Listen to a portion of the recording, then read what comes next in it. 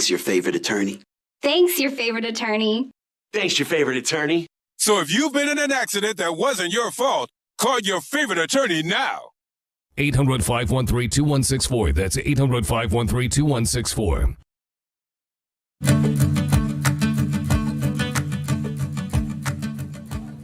So this weekend in New York City, of course, there was the Israeli Day Parade, and we had two ex-mayors, Governor Kathy Hochul and Police Commissioner Jessica Tisch. They were all there, but noticeably absent was Mayor Mamdani, who was seen on a bike and also touting his 2029 election bid. He's already running for 2029, John. And you know what? Anti-Semitism oftentimes is blatant, but sometimes it's subtle. What Mayor Zohran Mamdani wants to do is remove former mayor, deceased mayor, Koch's name, Ed Koch. The Legacy Luncheon, hosted by theDove and Youth 71.5. Tuesday, June 2nd, 12 to 2 at theDove Studios.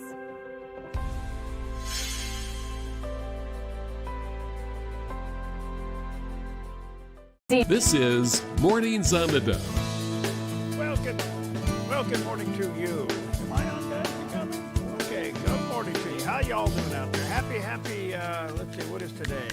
Monday. Yeah. Happy Monday. Yeah. Welcome to Mornings on the Dove. We're in the Sky House of the local hotel. Hey, this is pretty cool. How did you book this suite? How did I book this suite? I don't know how I booked this suite. Well, It's pretty cool. It's amazing. You just wave a little authority around. What can happen? Anyway, good morning to you. Happy Monday. A lot going on in the news. There always is. What do you got? Well, first of all, it is National Say Something Nice Day, the perfect day to counteract bullying by practicing common courtesy. Do we need a special day for this? I don't think so. Say something nice every day. And I think it reminds us of what many of our moms taught us as we were growing up. If you don't have something nice to say, don't say anything. That's right. We've all heard that, haven't we? Yeah. All right. It's also National Game Show Day, honoring the vintage and current game shows, their hosts, and the fans of yesterday and today. Did you have a favorite game show? Because we grew up in the age of really hardcore game shows. Yeah, well, Price is Right was the big one. Ding, ding, ding, ding, ding. You know what? What's my line? I don't know what's your line. Yeah, but that was a good one. Was that a game show? Yeah, it was. It kind of was. What's my line? Yes. To Tell the Truth, The Price is Right, Match Game, Hollywood Squares. Okay, who can forget The Gong Show? Yeah. But there were a lot of them. And you know what? It was one of those things that if you were sick and you couldn't go to school, you had to wade between soap operas and game shows. Exactly. That's how it worked. Yeah. Yeah. So, so do you like Family Feud? Have you watched it? I love the Family Feud, and you know who I really like on the Family Feud? Steve Harvey. Oh, that guy is hilarious. It says I'm muted, but I'm not. I'm not even on. Oh. Yeah, that's why we do mic checks in the morning. Or supposed to. Yeah. All right. It is National Game Show Day. Whatever game show you like, enjoy. It's also National Pen Pal Day. Are there pen pals anymore? Do people write letters to each other, or is this like email pen pal day? That's a good question. Yeah. I think it's Text Pen Pal Day. Text, and probably more so. Yeah. Text Pen Pal. Text Pen Pal, yes. The trouble with texting, though, is it gets really dry. And if you're voice texting, you really got to proofread everything because it'll change what you say. Yeah. Oh, my goodness. Get you into trouble. Absolutely. Yeah. So proofread it. Okay. It's also National Heimlich Maneuver Day. Really? Yeah. If you got to help somebody in distress, they bit off more they can chew. And it happens. But I didn't realize this, though. It's also known as abdominal thrusts, the Heimlich maneuver. And it was created in 1974. Really? Yeah, this was a technique that is just pretty recent, actually. Wow. And it's very effective. And obviously using, what's left in your lungs to help expel through a thrust to get that thing that's lodged. So, but here's something that you might get lodged. It's National Olive Day. Olive? Yeah, olives. And did you know that olives are a symbol of peace, hope, love, and friendship? So with that in mind, it's a good day to extend an olive branch to someone you might be in a little bit of a conflict with.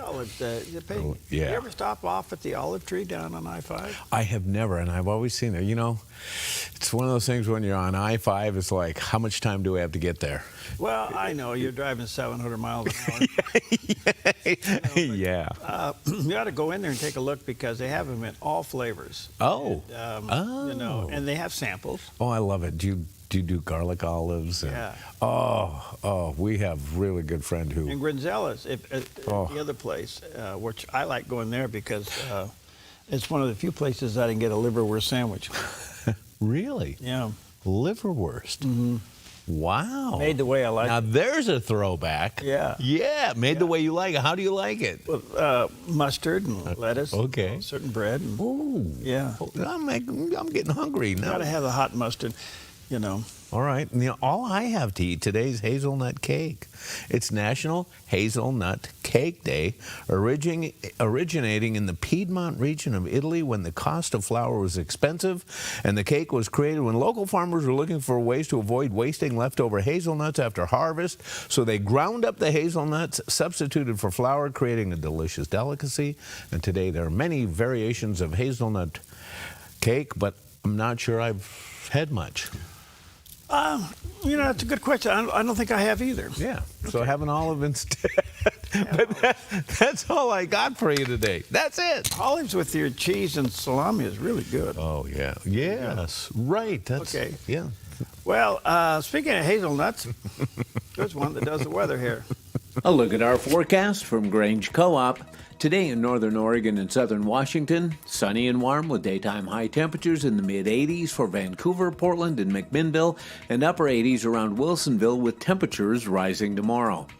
Continuing down the Willamette Valley with sunshine and high temperatures in the mid-80s for Salem and Albany, and low 80s around Corvallis and Eugene with a light north wind and lows in the mid-50s. Plenty of sunshine today across central Oregon with high temperatures near 75 in Prineville and low 70s in Bend and Sun River. And the nice weather continues over to Boise, Idaho with sunshine and upper 70s.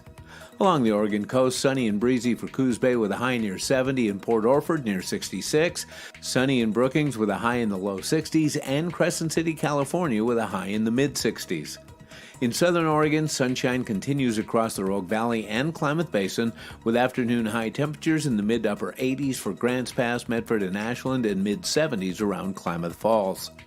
Into northern California with sunny skies and highs in the low 80s around Wairika and low to mid-90s as we move down to Redding and Chico, and sunny and near 60 over in Fort Bragg.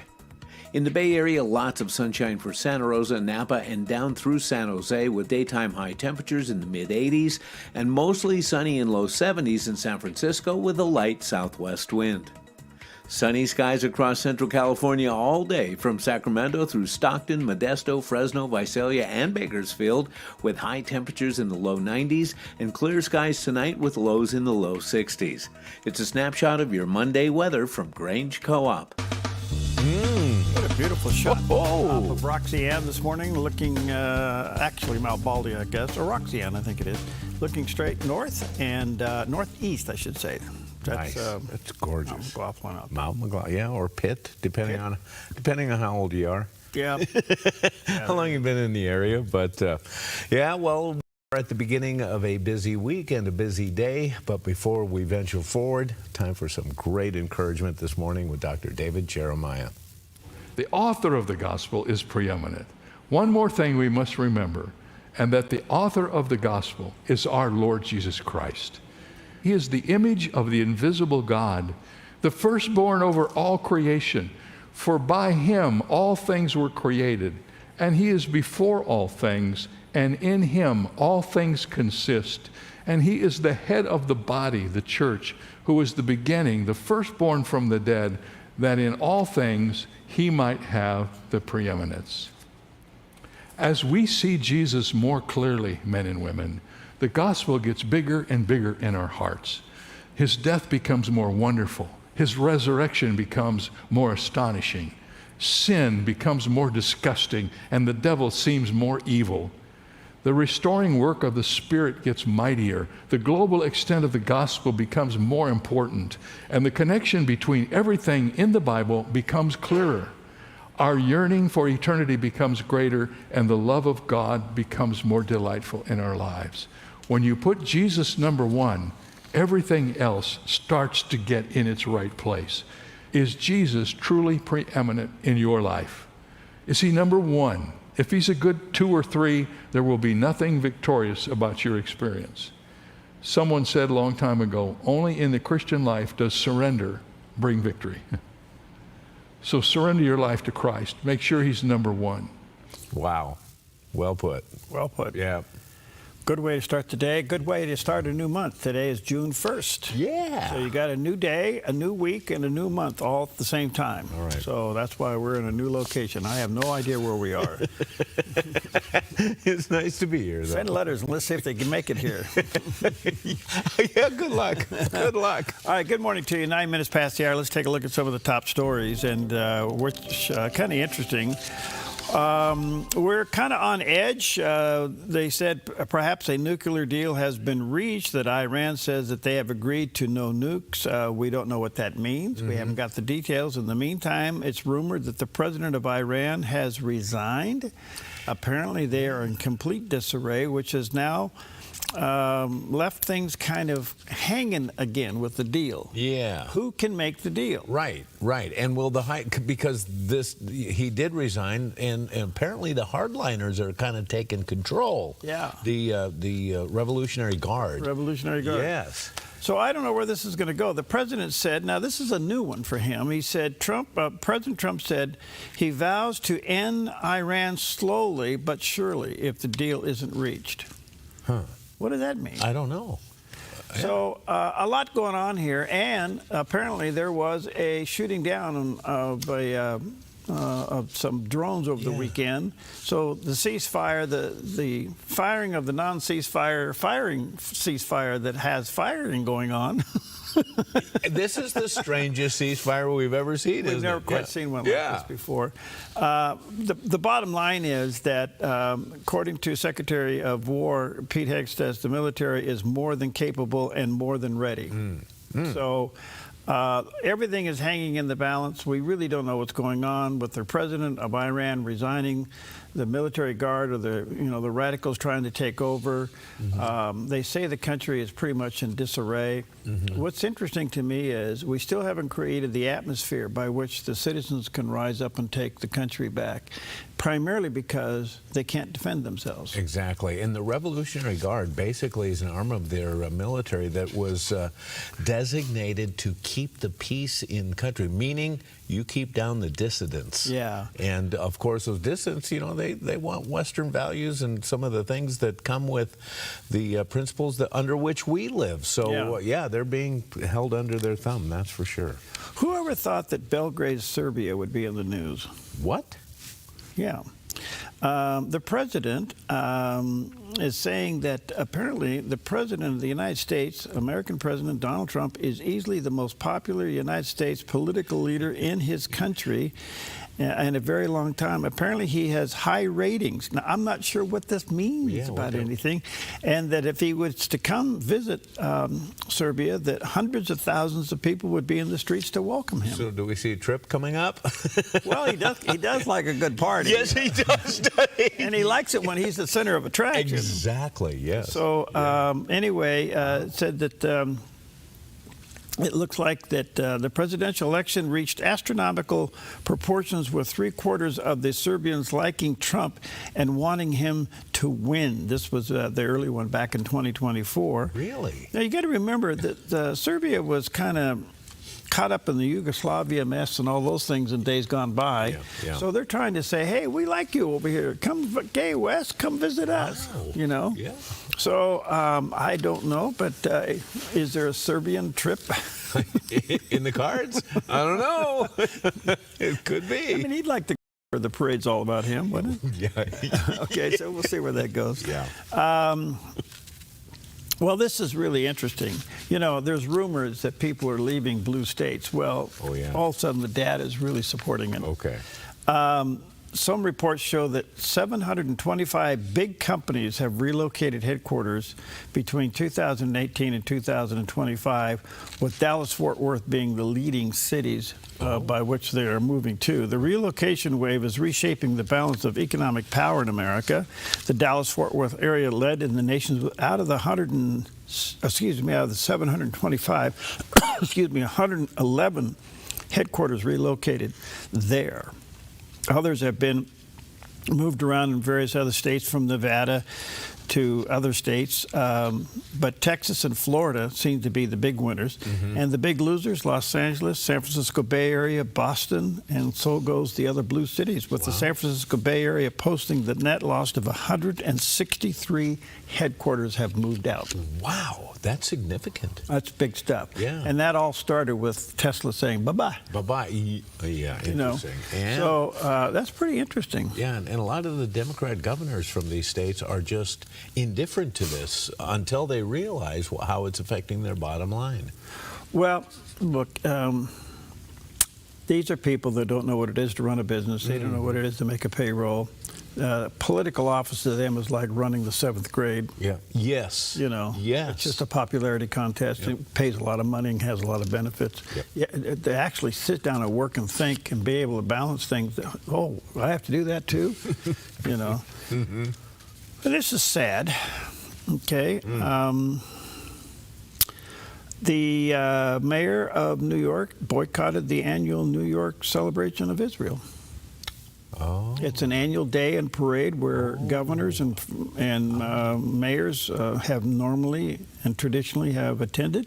Okay. And he said no. What does that tell you? That tells you everything. Yes, and I would love to hear some of the rabbis who endorsed him in the last election. I'd like to hear their voice on this because I think they were severely fooled in the last cycle. I was shocked when I saw endorsements coming from inner city rabbis of and the Orthodox rabbis. And the Orthodox, yes, Yeah. yes. Yeah, that is really, I guess we can't wrap our head around that. Yeah. It's kind of like people still supporting some of these people that are running for Senate seats that have been caught literally in compromised situations, and they're still supporting them because they're against Trump. Right. Well put. Yep. But this is really sad. This is such a big message to the Jews of New York. To your point, I don't know how a rabbi in New York can say this is good. No. Nope. You know. Nope. But anyway, those are some of the top stories on this Back at It Monday morning as we head into the first day of June, the first week of June. The days are getting a little longer until about June 21st, 22nd. Yeah. Then they start inching back the other way. So coming in this morning at 4:15, there was plenty of sunlight out there. Well, I should say not sunlight, but it was light. Now the sun's up. Now the sun is up. People are out and about, and it was a busy weekend. So a lot of RVs out there this weekend. You know, it's that season. Yeah. You know, people are doing it. You know what's interesting about that? What? We're going to play no matter what the cost is. You know what? You're right. That's the American way. Absolutely. We may pull that RV as far as we would have before, but we'll pull it somewhere. The American lifestyle, you pay for it one way or the other. Absolutely. You know, you want to do your thing. So. Yep. And there's a shift, though. I see it right here in Medford. Okay. And people are living in smaller quarters. Oh, yeah, yeah. It's kind of like work, sleep, play. Yes. Work, sleep, play. Play, yes. You know, and play's the big thing. Yeah. You know, I enjoy on Sunday mornings when I come into church in the church parking lot, counting on how many people have come in with their boats. I'm not kidding you. People park their boats at the end of the parking lot. They get out of church. They drive up to the lake. It's wonderful. Well, there you go. Okay. All right. Well, we're going to take a boater's break. We'll be right back. That's good stuff. We'll be right back.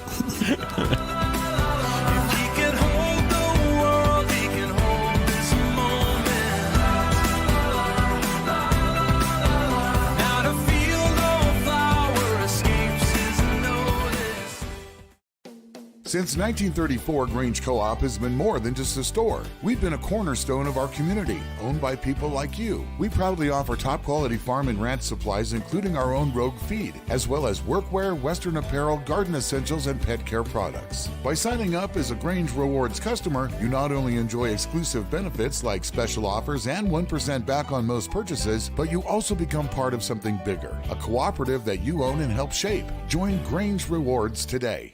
Applegate River Golf and RV Resort, a pristine 9-hole course alongside the Applegate River. Their clubhouse offers a golf simulator experience. The RV Resort is adjacent to the golf course with convenient pull-through parking. Applegate River Golf and RV Resort. Information at applegaterv.com. Over time, every wall tells a story, but sometimes those stories need a fresh start. At Chris Silva Painting, we specialize in transforming indoor spaces, whether it's your family home or your business workspace. With premium paints, flexible scheduling, and expert attention to detail, we make the process simple and stress-free so you can focus on what matters most, living and working in a space you love. From bold new colors to subtle tones of sophistication, let Chris Silva Painting bring your vision to life, one wall at a time. Chris and his crew are courteous. They're efficient, organized, timely, and clean. Chris Silva Painting also offers military discounts. At Chris Silva Painting, our mission statement is to bring Christ's heart and principles to our customers and our job sites. We do that with honesty, integrity, and hard work. We don't cut corners, we paint them. CCB number 176097. Chris Silva Painting,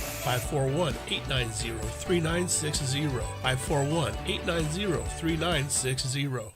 At Sweet Tea Express, we've got you covered. Order at the counter and our friendly service staff will do the rest. Burgers, salads, sandwiches, barbecue platters, sides, and more. Smoked, grilled, and served to perfection.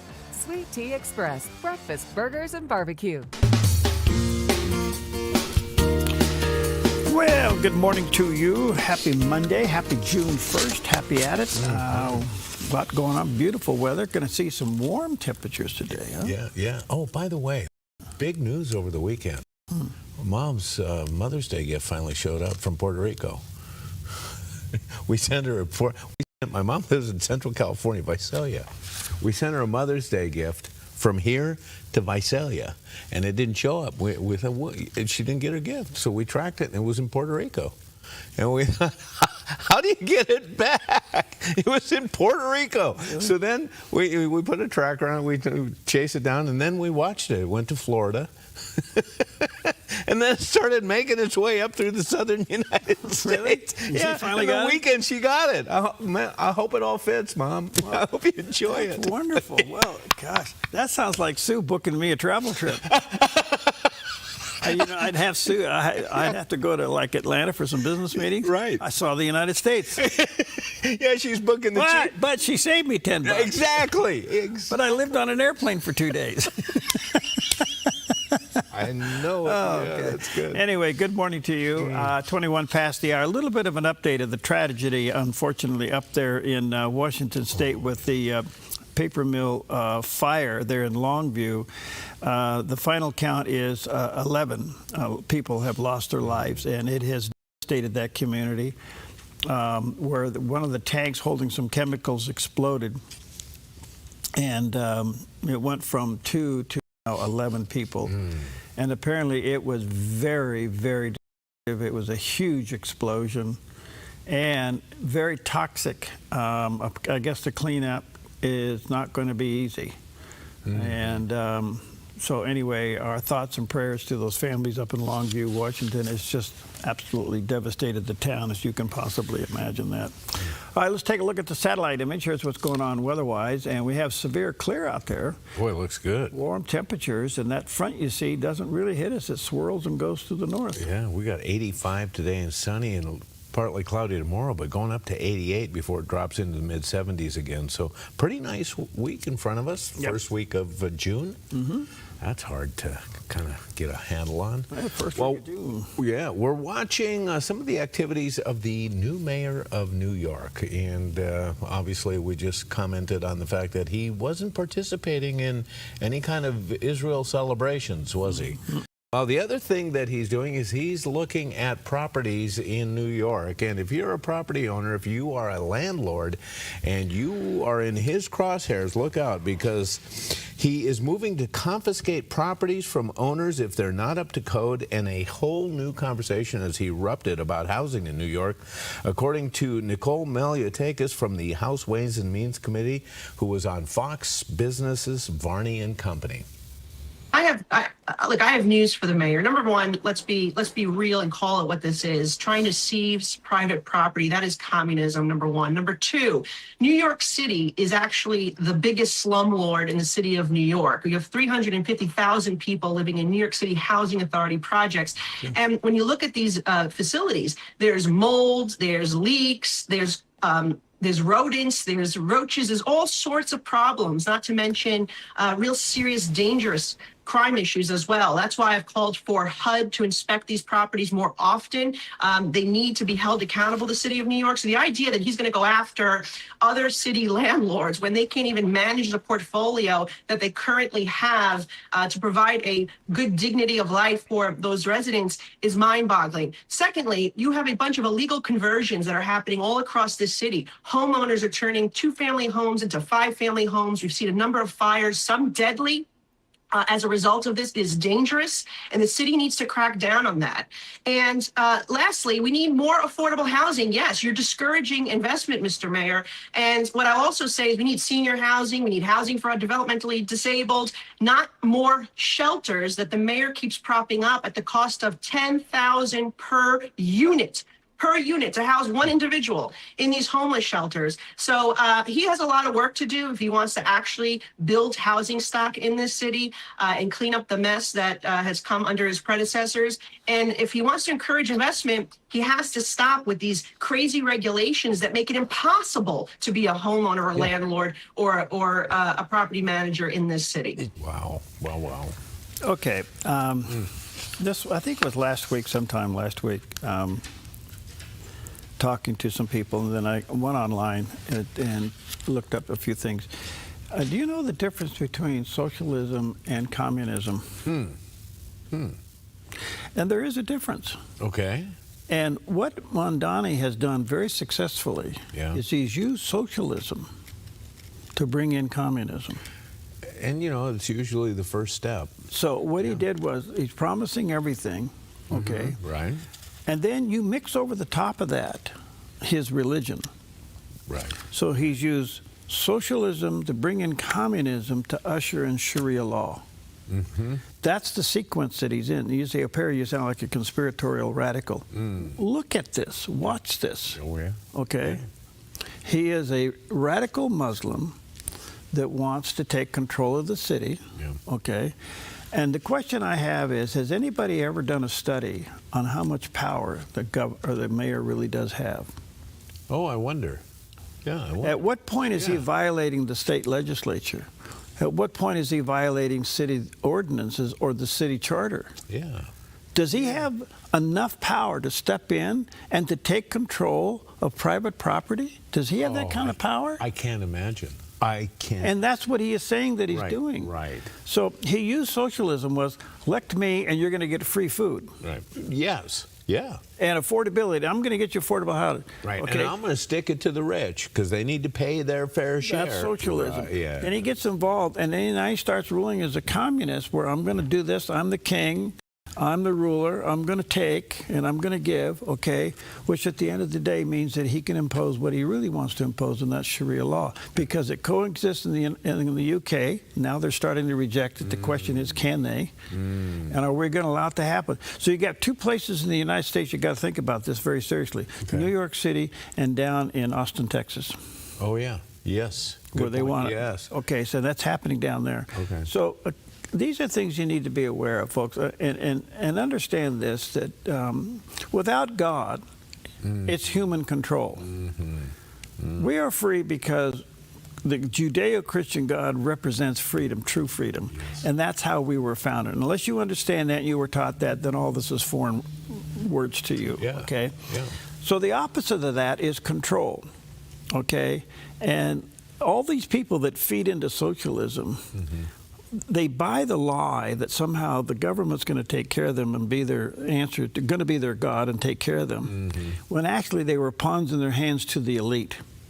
Yeah. Because the elite of socialism are the only ones that live high on the hog. Everybody else is servants to it. Right. And they actually think they're going to benefit from it. Yeah. It's just crazy to watch some of this stuff. But I would really question, does the city charter of New York allow the mayor to take control of private property? I think we're going to see this play out in the courts. We haven't seen anything confiscated yet, have we? Or I don't right think now so. It's talk. Now it's all talk. But if this turns into action, we're going to see the attorneys kick into gear. They're going to start making money again on this thing, and we're going to see this challenged in the courts. So here's what he may be doing. He's going to say, all right, these buildings aren't brought up to code. Okay. So we're going to fine you to death. Yeah. Where it's easier to let the property go than it is to fix it. Yeah. And they seize it that way. Well, Nicole Malakis, who we just heard, put it very well. She started talking about New York City's, their portfolio, their property holdings. Right. That's amazing because they're not known as a stellar landlord, the city. No. There are big issues in city-owned properties. So in the meantime, you need to take note of our other story where you've lost 165 businesses. Yeah. You know, sooner or later you don't want to play this game. Yep. You know. Yeah. I have family members that have left California, and it was hard to get out of, but boy, to the point where you try, and then you turn angry, and that's the time to get out of there. Oh, yeah. You know, before you do something crazy. All right, so much for all that. That's why we have, what is it, nut cake or something? Yeah, we got hazelnut cake, and we have olives. Hazelnut cake and olives. What a combo. Okay, I'm trying to work that one through. Yeah, all right. Good luck. A good old tart olive would go a long ways, though. I'll take it. Or a garlic one. Yeah. Yes. Okay, yeah. Okay, we'll be right back.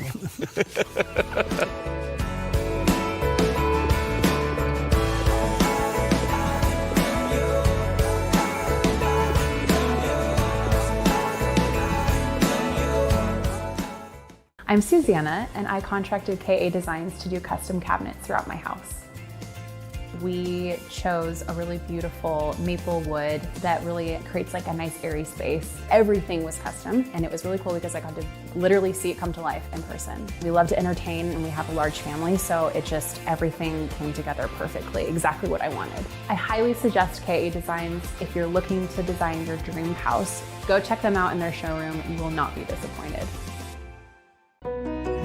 Come fall in love with Northridge Senior Living, where contemporary, sunlit interiors meet old world elegance. Walk through our lovely hallways and enjoy the fun staff-led activities.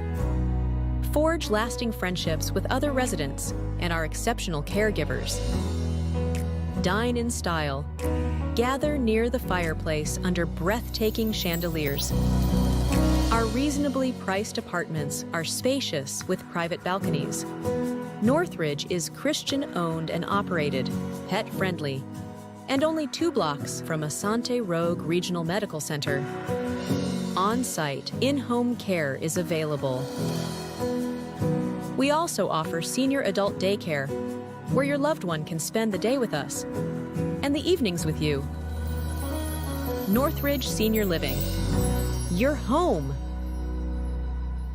Jesus is the answer for the world today. Above him there's no other, 'cause Jesus is the way. Jesus is the answer for the world today. Above him there's no other, 'cause Jesus is the way. Sing along. All right, good morning to you. 28 minutes before the hour on a beautiful Back at It Monday morning, the first day of the week, the first day of the month. Yeah. Wow, June 1st. Can you believe that? No. I'm still trying to figure out where March went. Yeah. You know? But here we are in June already. All right, good stuff all the way around. Good morning to you. Let's check in with CBN News and Joshua Swanson and get the latest of what's going on in the Middle East. The U.S. and Iran are engaging in a round of military strikes that could derail the ceasefire. Wednesday, U.S. forces shot down Iranian drones targeting ships in the Strait of Hormuz and attacked a drone control station near the Iranian port city of Bandar Abbas. Iran claims it retaliated with a strike against an American base that launched the attack, and Kuwait's army says its air defenses engaged missile and drone threats this morning. The latest round of hostilities comes after President Trump said Wednesday that months of pressure and military setbacks have left Iran negotiating from a position of weakness. Everything's gone and they're negotiating on fumes. But we'll see what happens. Maybe we have to go back and finish it. Maybe we don't. Citing the victory of the GOP Senate candidate he backed in the Texas primary runoff election, the president rejected claims that midterm politics are shaping his negotiating strategy. They thought they were going to outweight me. We'll outweight him. He's got the midterms. I don't care about the midterms. Look what happened last night. The president also increased pressure on Gulf nations to join the Abraham Accords as part of a deal with Iran. I'm not sure we should make the deal if they don't sign. You want to know the truth? Meanwhile, speaking at the Jerusalem prayer breakfast, Israeli Knesset member Ohad Tal warned that there can be no deal with Iran's current regime. Any negotiation and any peace deal with Iran that will basically keep the Iranian regime at its place only means delaying the war. We understand that this regime, the whole essence of its existence is to destroy Israel. Tal also warned that ignoring growing threats in the region could carry dangerous consequences. Friends, the Bible teaches us that evil does not disappear when it's ignored. We must stand up against it and fight. At the same gathering, Israeli Minister Amichai Shikli praised evangelical Christians for their strong support of Israel. This movement is so connected to Israel, so connected to the Bible, so connected to Jerusalem. And this is like the extended family of us, the Jewish people. The future of a fragile ceasefire between the United States and Iran remains uncertain as President Donald Trump considers whether to approve a proposed 60-day extension. According to multiple reports, negotiators have reached a tentative memorandum of understanding, but neither side has officially signed the agreement. Under the plan, Iran would reportedly have to remove mines from the Strait of Hormuz within 30 days. That could lead to lower oil and gas prices. And the U.S. would gradually lift its naval blockade of Iran's ports and relax its sanctions. A key issue still to be negotiated during those 60 days is what happens to Iran's highly enriched uranium. Vice President J.D. Vance cautioned that a deal has not yet been reached. Well, I think it's hard to say exactly when or if the president's going to sign the MOU. We're going back and forth on a couple of language points. Vance also stressed the importance of verification. You don't take anything on faith, even the guarantee that they not build or procure a nuclear program, which is something they have agreed to. We're going to have to verify that over time. Meanwhile, the U.S. military remains on high alert in the Persian Gulf as Iranian state media reported that the Islamic Revolutionary Guard Corps fired warning shots at 4 vessels attempting to cross the Strait of Hormuz, forcing the ships to turn back. While training with Navy personnel stationed in Singapore, Secretary of War Pete Hegseth delivered a firm message to Tehran. Iran has a choice, and as the president said, well, Iran can either do it the right way, with a deal across the table, or they can deal with my guy on the left. That happened to be me. But it's not me, it's you guys. President Trump reportedly circulated a draft agreement to key allies, including Israel, but the IDF warns the current deal leaves Iran's ballistic missile arsenal unchecked, a threat that could prove devastating to Israeli civilians in any future conflict. Meanwhile, in Israel, Prime Minister Benjamin Netanyahu says IDF forces are expanding beyond their current control of roughly 60% of the Gaza Strip while tightening the noose on Hamas. We're now in 60% of the territory of the Gaza Strip. My directive is to go step by step. First of all, 70%. In Lebanon, Israeli military officials report that 1/3 of Hezbollah's pre-war fighting force has been eliminated since October 2023, marking another setback for Iran's regional proxy network. But for now, the region wants to see whether a deal with Iran can be reached. As U.S. forces remain on high alert across the Middle East, Secretary Hegseth delivered a final message to America's troops. God bless you all. Godspeed in your mission. You got a lot of good stuff ahead. On behalf of the American people, we're with you all the way. Joshua Swanson, CBN News, Jerusalem.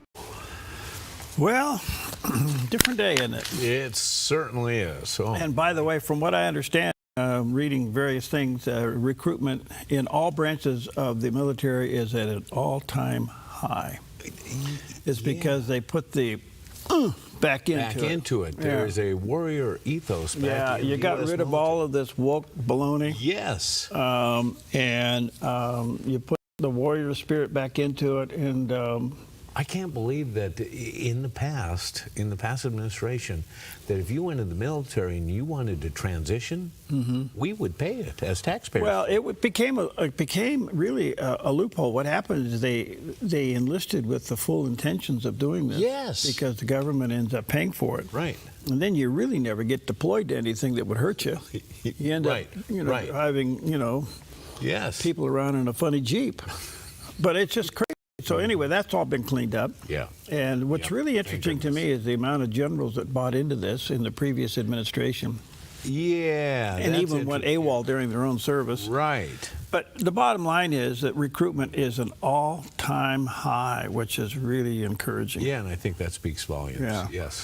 21 minutes before the hour, and here's a guy that got recruited, kind of, sort of, maybe. A look at our forecast from Grange Co-op. Today in northern Oregon and southern Washington, sunny and warm with daytime high temperatures in the mid-80s for Vancouver, Portland, and McMinnville, and upper 80s around Wilsonville with temperatures rising tomorrow. Continuing down the Willamette Valley with sunshine and high temperatures in the mid-80s for Salem and Albany and low 80s around Corvallis and Eugene with a light north wind and lows in the mid-50s.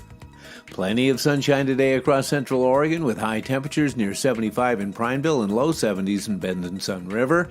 And the nice weather continues over to Boise, Idaho with sunshine and upper 70s. Along the Oregon coast, sunny and breezy for Coos Bay with a high near 70 and Port Orford near 66, sunny in Brookings with a high in the low 60s, and Crescent City, California with a high in the mid-60s. In southern Oregon, sunshine continues across the Rogue Valley and Klamath Basin with afternoon high temperatures in the mid-upper 80s for Grants Pass, Medford, and Ashland, and mid-70s around Klamath Falls. Into northern California with sunny skies and highs in the low 80s around Wairika and low to mid-90s as we move down to Redding and Chico, and sunny and near 60 over in Fort Bragg. In the Bay Area, lots of sunshine for Santa Rosa, Napa, and down through San Jose with daytime high temperatures in the mid-80s, and mostly sunny in low 70s in San Francisco with a light southwest wind. Sunny skies across central California all day from Sacramento through Stockton, Modesto, Fresno, Visalia, and Bakersfield with high temperatures in the low 90s and clear skies tonight with lows in the low 60s. It's a snapshot of your Monday weather from Grange Co-op. It is June 1st. Time for a look back all the way back to 1968 when Simon and Garfunkel hit #1 with Mrs. Robinson from the hit movie The Graduate. The song became a cultural phenomenon and made history as the very first rock song to win a Grammy Award for Record of the Year. There are a couple of lines that grabbed everyone's attention in this song, and here's the first. Where have you gone, Joe DiMaggio? Our nation turns its lonely eyes to you. Paul Simon, who grew up as a Yankee fan, said he wanted to use his boyhood idol Mickey Mantle in the song but couldn't make the syllables fit. And here's another line that got the attention of listeners. And here's to you, Mrs. Robinson. Jesus loves you more than you will know. Whoa, whoa, whoa. God bless you, please, Mrs. Robinson. Heaven holds a place for those who pray. Hey, hey, hey. Hey, hey, hey. Very interesting lyrics for a Grammy-winning Song of the Year, but that's what it was on this day in history. How about that? Well, that just crossed every line known to mankind. Yeah, you talk about confusion on a mass scale, but what a great song. Well, I remember that very well. Yeah. But when you uncover the movie and everything and the lyrics, you're gonna go, whoa! Yeah, especially a good Jewish boy from Brooklyn, Paul Simon. You thought, well, what do you see? What do you do with that? Where did you get that? All right. All right. There is we talk about it quite often here. It's now being tagged as what they're calling a silent revival. Now, a lot of people are for it, a lot of people against it. Bottom line is there seems to be a genuine move of God around the world, but in particular in the United States. Mm-hmm. And it seems to be attracting young people, especially young men. Well, apparently this isn't new, because Billy Graham talks about generations that had a hunger for God in times past. All right. And here's what he had to say. Some people say, why has God abandoned us? But God has not abandoned us. We've abandoned him. Many of you young people here have heard the song on last year's Edge of the Century album by Styx. However, did you ever listen to the words, the lyrics? Here are the lyrics. Listen. Every night I say a prayer in the hopes that there's a heaven, but every day I'm more confused as the saints turn into sinners. All the heroes and legends I knew as a child have fallen as idols of clay, and I feel this empty place inside, so afraid that I've lost my faith. Show me the way. Show me the way. Bring me tonight to the mountain and take my confusion away and show me the way. And if I see a light, should I believe? Tell me how I will know. Show me the way. Show me the way. Take me tonight to the river and wash my illusions away. Show me the way. Show me the way. Give me the strength and the courage to believe that I'll get there someday, and please show me the way. And every night I say a prayer in the hopes that there's a heaven. And this passage says, for God. For God. Do you believe in God? For God so loved the world that he gave his only begotten Son, that whosoever believeth in him should not perish, but have everlasting life. Mm-hmm. Yeah, I've been reading more about Billy Graham's theology. Oh, okay.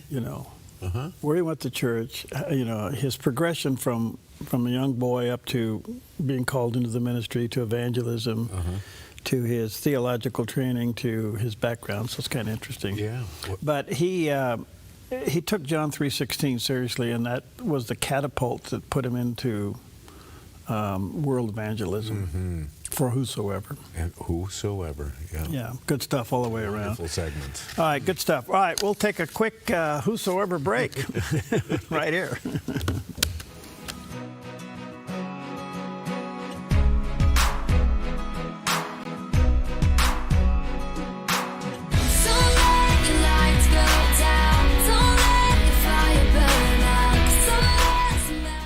The Salvation Army fleet of vehicles is critical to providing essential services in our community, from picking up food for our food pantry to taking kids to camp and youth programming. We rely on Kelly's Automotive to keep us on the road so we can continue to provide the needs of our community 365 days a year. We can't do that without our fleet of vehicles in Kelly's Automotive. Once again, our very own Dove TV was recognized for excellence by the National Religious Broadcasters with the prestigious Station of the Year Award for 2026. And this year's recipient of TV Station of the Year Award is theDove TV. This makes 9 times the Dove has been honored by our peers with this celebrated national award. We're grateful, and another reason to stay encouraged and informed by watching and supporting theDove TV. Jerry's Historical Archives. U.S. History. Great moments in time. Record breakers. Our music through the years. Historic leaders. Moments to remember. Go back in time. Back in the day. TV shows of the past. Nostalgia. It's a wonderful trip down memory lane with fun and interesting stories you might not know about. Relive the past and learn something new. Open up Jerry's Historical Archives. Weekdays only on Mornings on the Dove. All right, welcome back. 12 minutes before the hour. A lot going on in the Middle East. Apparently, the president of Iran has resigned now. The residual effect of that is yet to be determined. You know what came to my mind when I read this? Like, what happens to him now? Because isn't that kind of a form of defiance against the ruling military elite, basically the Revolutionary Guard? What will happen to him now?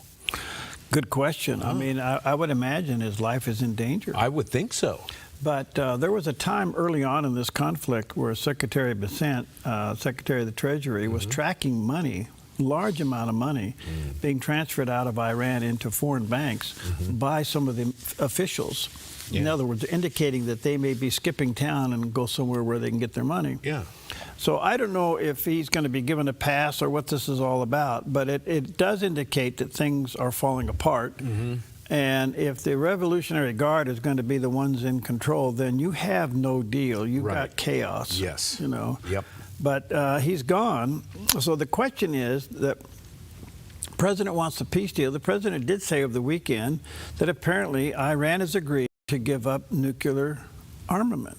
But we don't know the details of that. Right, what does that mean? Yeah. Okay, but the big sticky point has always been the enriched uranium buried beneath the ground. And so recently I had Jonathan Tobin on. Now, Jonathan is one of the senior editors for the Jewish News Syndicate, and I asked him, I said, is the enriched uranium kind of still the sticky point on both sides of this so-called agreement? And here's what he had to say. I think that's one of the deal breakers.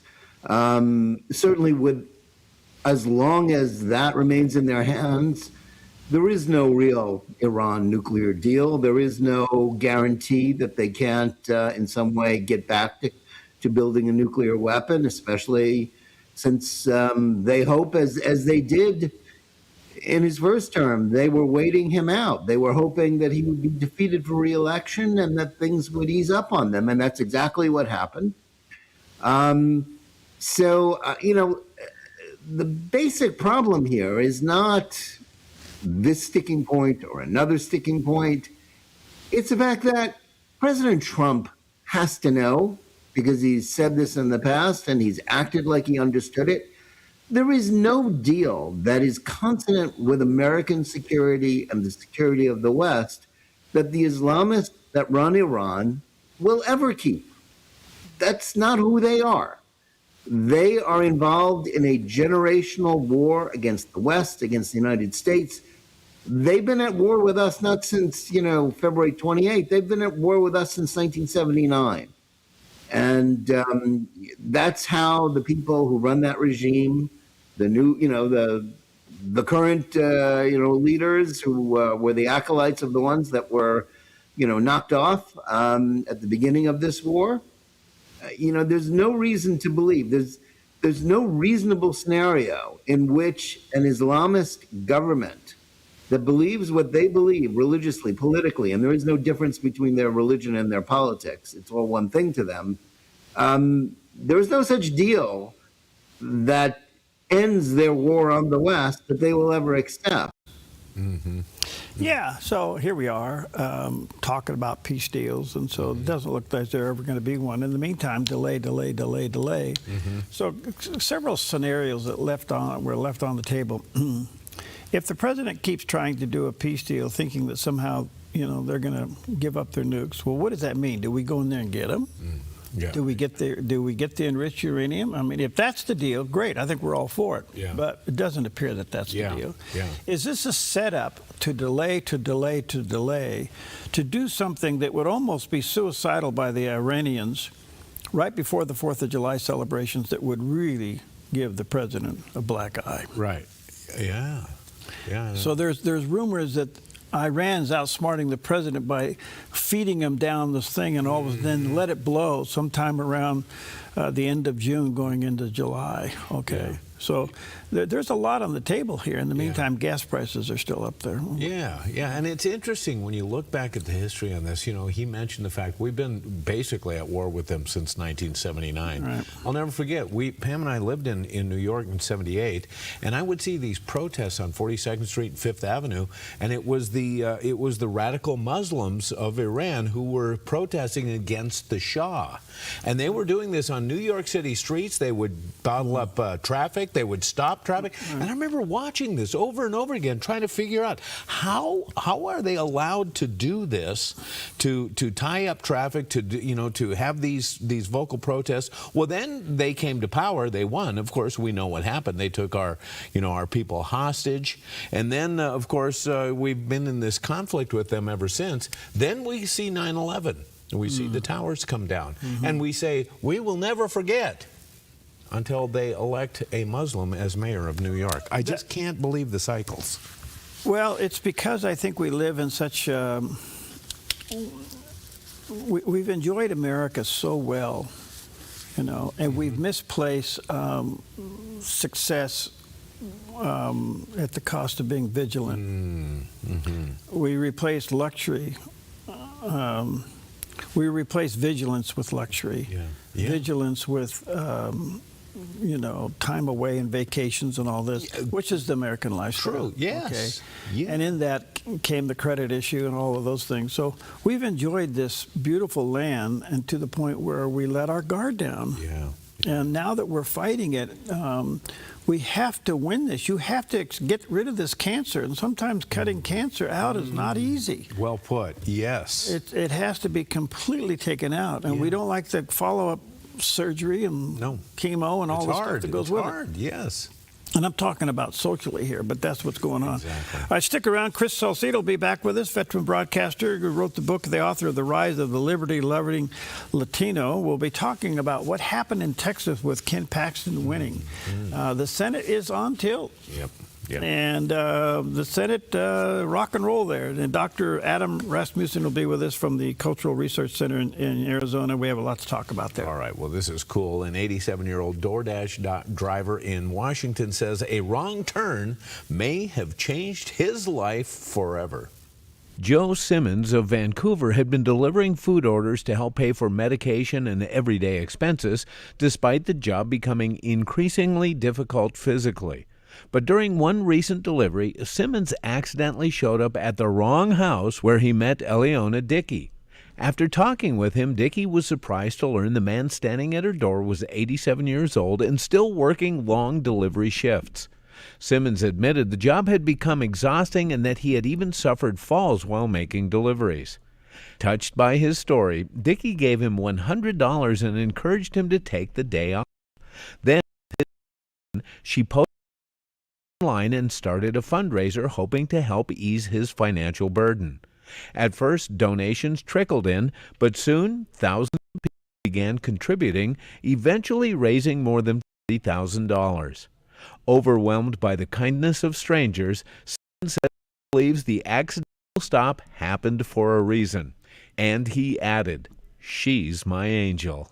What a great story. Yeah. I take with you 1 John chapter 1, verse 9. If we confess our sins, he is faithful and just to forgive us of our sins and to cleanse us from all unrighteousness. It starts with you confessing.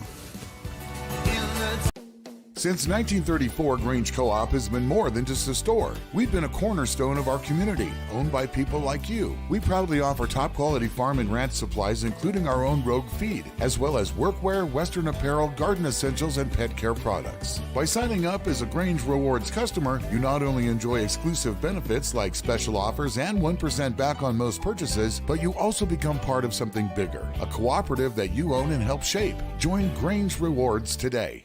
Applegate River Golf and RV Resort, a pristine 9-hole course alongside the Applegate River. Their clubhouse offers a golf simulator experience. The RV Resort is adjacent to the golf course with convenient pull-through parking. Applegate River Golf and RV Resort. Information at applegaterv.com. Loneliness can feel heavy, even in a crowded room. But you're not truly alone. God is there with you, and He sees you. He's near, and He cares about every detail of your life. So take a quiet moment today and lean into His presence and feel His peace, His comfort, His nearness, and know that He loves you and that you're not forgotten.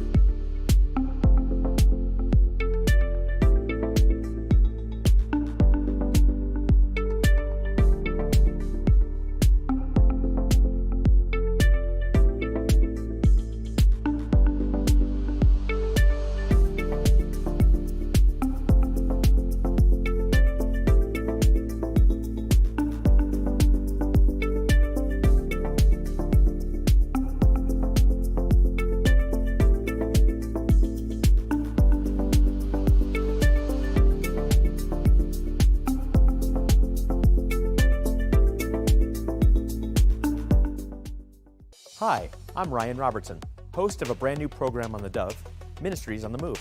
Ministries on the Move spotlights the incredible work of how God is using everyday people and organizations, putting their faith into action, serving the hurting, strengthening families, and sharing the hope of the gospel in practical ways. Be inspired and discover these Ministries on the Move. Tuesdays and Thursdays at 4 p.m., right here on the Dove TV. Encouraging and informative. More at thedove.us. The Legacy Luncheon, hosted by the Dove and Youth 71.5. Tuesday, June 2nd, 12 to 2 at the Dove Studios.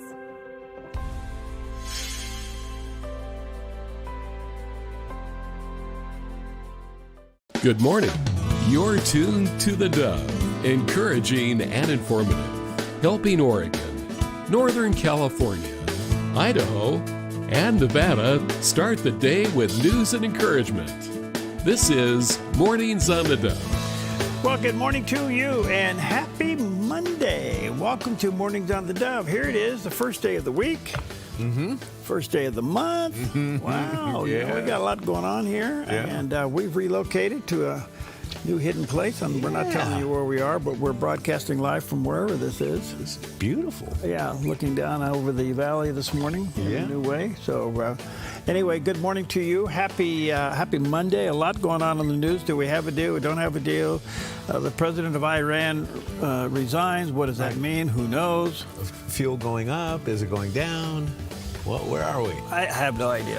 It's Monday. It's Monday. On Monday. So. But it was a busy weekend, and on on Crater Lake Highway going back and forth up to the hills, it was pretty busy. I mean, people pulling boats and trailers and campers, and I mean, people are on the move. What's the water temperature? Do we know? That's a great question. I don't know. It's got to be a little cold. Yeah, I would think so. And they, when letting water out of the lake into the river, they let it up from the bottom to keep the cold water going because salmon really love that. Well, that's the difference.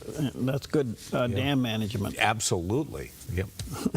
I said that because it's physically a dam. I know. I paused when you said that. I'm glad for that's dam water management. nice disclaimer. You want it off the bottom, not off the top. Thank you. All right. Good morning to you. What else you got? What's going on? Right in with this. Say something nice, Day. Okay. Is the perfect day to counteract bullying by practicing common courtesy. I hate the fact that we even have to be reminded of this. We need to do this every single day, and it needs to be in part of us. It needs to be part of our DNA. So say something nice to somebody and start with that person who is the closest to you. Okay. Also, National Game Day, honoring the vintage and current game shows, their hosts, and the fans of yesterday and today. And of course, you may have a game show that comes to mind. Your favorite game show of all time, what would it be? Well, there's a bunch of them when we were growing up. You know, Price is Right. Oh, yes. I like What's My Line. That was always kind of cool. Yeah, What's My Line is good. Hollywood Squares. That was just a bunch of one-liners. It was all one-liners. Yes, yeah, absolutely. One joke after another. And you know what was fun about that was watching them crack each other up. Yeah. Yeah, that was part of the shtick with that thing. Was there one called Tattletales? Tattletales. Yes, thank you for that one. And who can forget Jeopardy? Oh yeah, Jeopardy. They're still going, I think.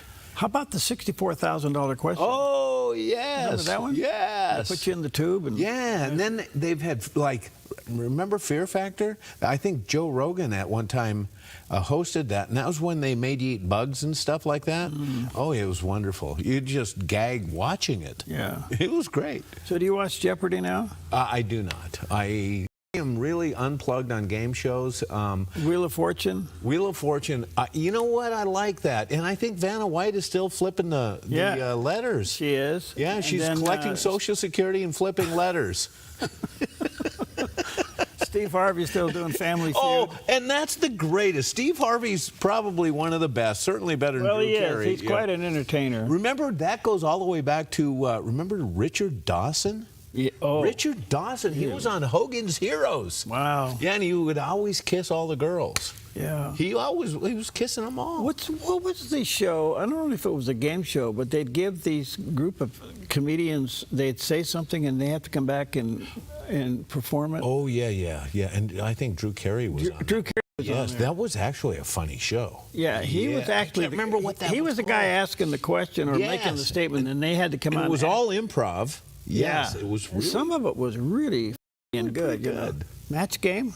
Match Game, too, yeah. Who's doing that? And you know, when we were kids in school, and if you got sick and you had to stay home, you really had some limited choices on your viewing because we had 3 channels. You know, we had 3 major networks, maybe a local station or 2 mixed in. But so you had choices between game shows and soap operas. Yeah. So you were clicking around I was trying to avoid the soap operas. Oh, now I find myself living in some. So anyway. As the stomach turns. Moving on, it is National Go Barefoot Day. Really? Yes. How about that? Did you know the average American woman has 27 pairs of shoes in their closet? Yes. And the average man has about 12 pairs. Yeah. Yeah. So take them all off, go barefoot, enjoy it if you can. It's also National Pen Pal Day. Does anybody write letters to anybody I think it's anymore? Text Pal Day. Text Pal Day. Yeah, I think that's it. Yeah. Even more so than Email Day. Yeah. Email Pal Day, if there's anything like that. And then, of course, the National Heimlich Maneuver Day, also known as abdominal thrust, was created in 1974 by Dr. Henry J. Heimlich. And it's a good little maneuver to know. You never know when you're going to need it. And a lot of people have been saved by this simple maneuver. And here's one that could create a problem, National Olive Day. You get stuck in your throat. Oh, yeah. Yeah, be careful. Especially if it has a pit in it. If it's got the pit in it, yes. Yeah. But did you know olives are a symbol of peace, hope, love, and friendship?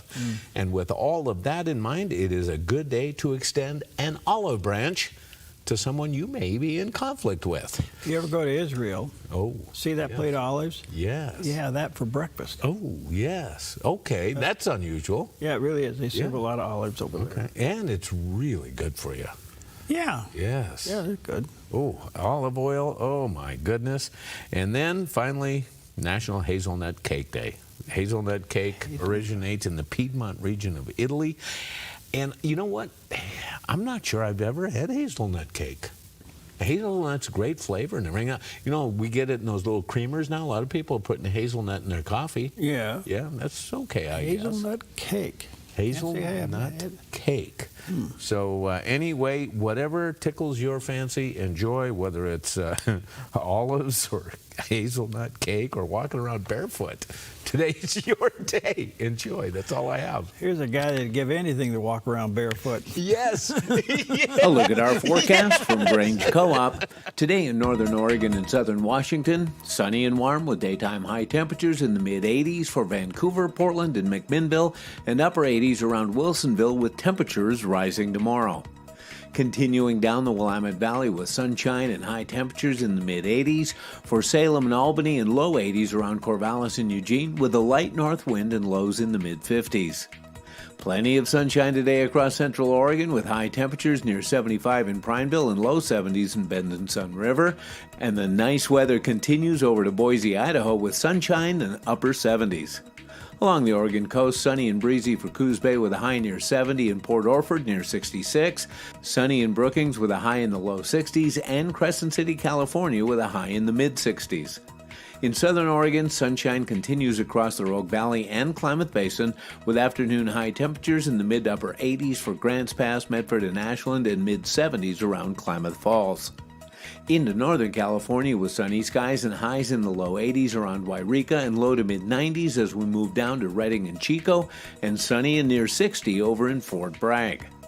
In the Bay Area, lots of sunshine for Santa Rosa, Napa, and down through San Jose with daytime high temperatures in the mid-80s and mostly sunny in low 70s in San Francisco with a light southwest wind. Sunny skies across Central California all day from Sacramento through Stockton, Modesto, Fresno, Visalia, and Bakersfield with high temperatures in the low 90s and clear skies tonight with lows in the low 60s. It's a snapshot of your Monday weather from Grange Co-op. A look at our forecast. Yeah, we had enough of him. There we go, our backyard.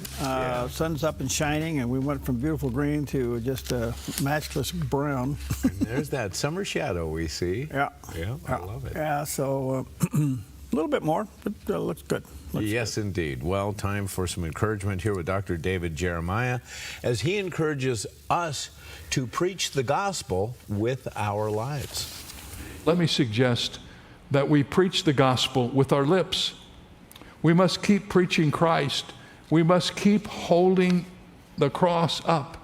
Colossians 1:28 and 29 says, "Him we preach, warning every man, teaching every man in all wisdom, that we may present every man perfect in Christ Jesus. To this end I labor," said Paul, "striving according to his working, which works in me mightily." Paul was a Renaissance man in many respects. There wasn't anything that Paul couldn't do. He was a great student. He was a writer. He was a theologian. He's the one that basically started all the churches that you read about in the New Testament. He wrote 12 or 13 of the letters in the New Testament scripture. He was very, very gifted in many areas. But I know this, if you ask Paul, "Paul, what do you do for a living?" He would say, "I preach. I'm a preacher." And if you go through his writings, you can pick that up. In 1 Corinthians 1:23, he said, "We preach Christ crucified." In 1 Corinthians 9:16, "If I preach the gospel, I have nothing to boast of." 2 Corinthians 4:5, "We do not preach ourselves, but we preach Jesus Christ the Lord." Philippians 1:18, "What then? Only that in every way, whether in pretense or in truth, Christ is preached, and in this I rejoice." We are all called to preach or tell the good news of the gospel. Everyone listening to this message, wherever you may be, we all can have a part in preaching the gospel. We can do what God has equipped us to do. He's given us all these various wonderful gifts. Whatever it is that God has equipped you to do that helps move the gospel forward, that's what it means to preach the gospel. Picture the gospel with your life. There you go. Good stuff all the way around. It was said over the weekend about the American church, if Paul was still alive, we'd be getting a letter. Oh, I never thought of that. Yeah, I believe so. Well, we'd probably be getting a letter like he sent to the Corinthians. No kidding. Yeah. Yes. Maybe to the Ephesians, you know. Yeah. Yes. He'd straighten us out pretty fast. All right, let's take a look at some of the top stories today. And things are really happening in the Middle East. There has been some exchange over the weekend of some firing at each other. I don't know. I thought ceasefire meant no firing, but apparently it includes firing. Yeah. But things are falling apart. The president of Iran has resigned. We're not sure where this is going to go. Yeah. The negotiations seem to be stalled. Iran is now, just from moments ago, one of the headlines suggesting that Iran has pulled out of the talks. And we're not sure where it's going to go because the Iran chief negotiator said the United States can't be trusted. So it's kind of like they're trying to turn the tables, saying, you know, we're the ones that can't be trusted, and they're the ones that can't be trusted. So the thing is in trouble. In the meantime, the president has said that he vows to end Iran slowly but surely if the deal isn't reached. In the meantime, we're exchanging shots at each other. Yeah. It's really kind of strange. So it doesn't appear right now that the peace talks are going anywhere. And with the resignation of the president, this shows that the country is really divided internally. And if the Iranian Guard is now in charge of things, they certainly can't be trusted. I wouldn't think so. So, what a mess. Yeah, now the president has mentioned he's in no hurry on this. Will that change as the midterms draw closer? Well, look, we're just speculating, I guess. Yeah. But one of the articles that I read late yesterday afternoon was, and I'll see if I can paraphrase it, it was basically saying that as long as Iran can't put a deal together to keep delaying, with the intention could be that they know there won't be any deal and there will be a return to some kind of escalation militarily. And if they can delay it further into June, it will mess up the president's reputation back home going into the 4th of July. Right. So that has to be on the table for consideration, along with gas prices and everything else. But I don't know.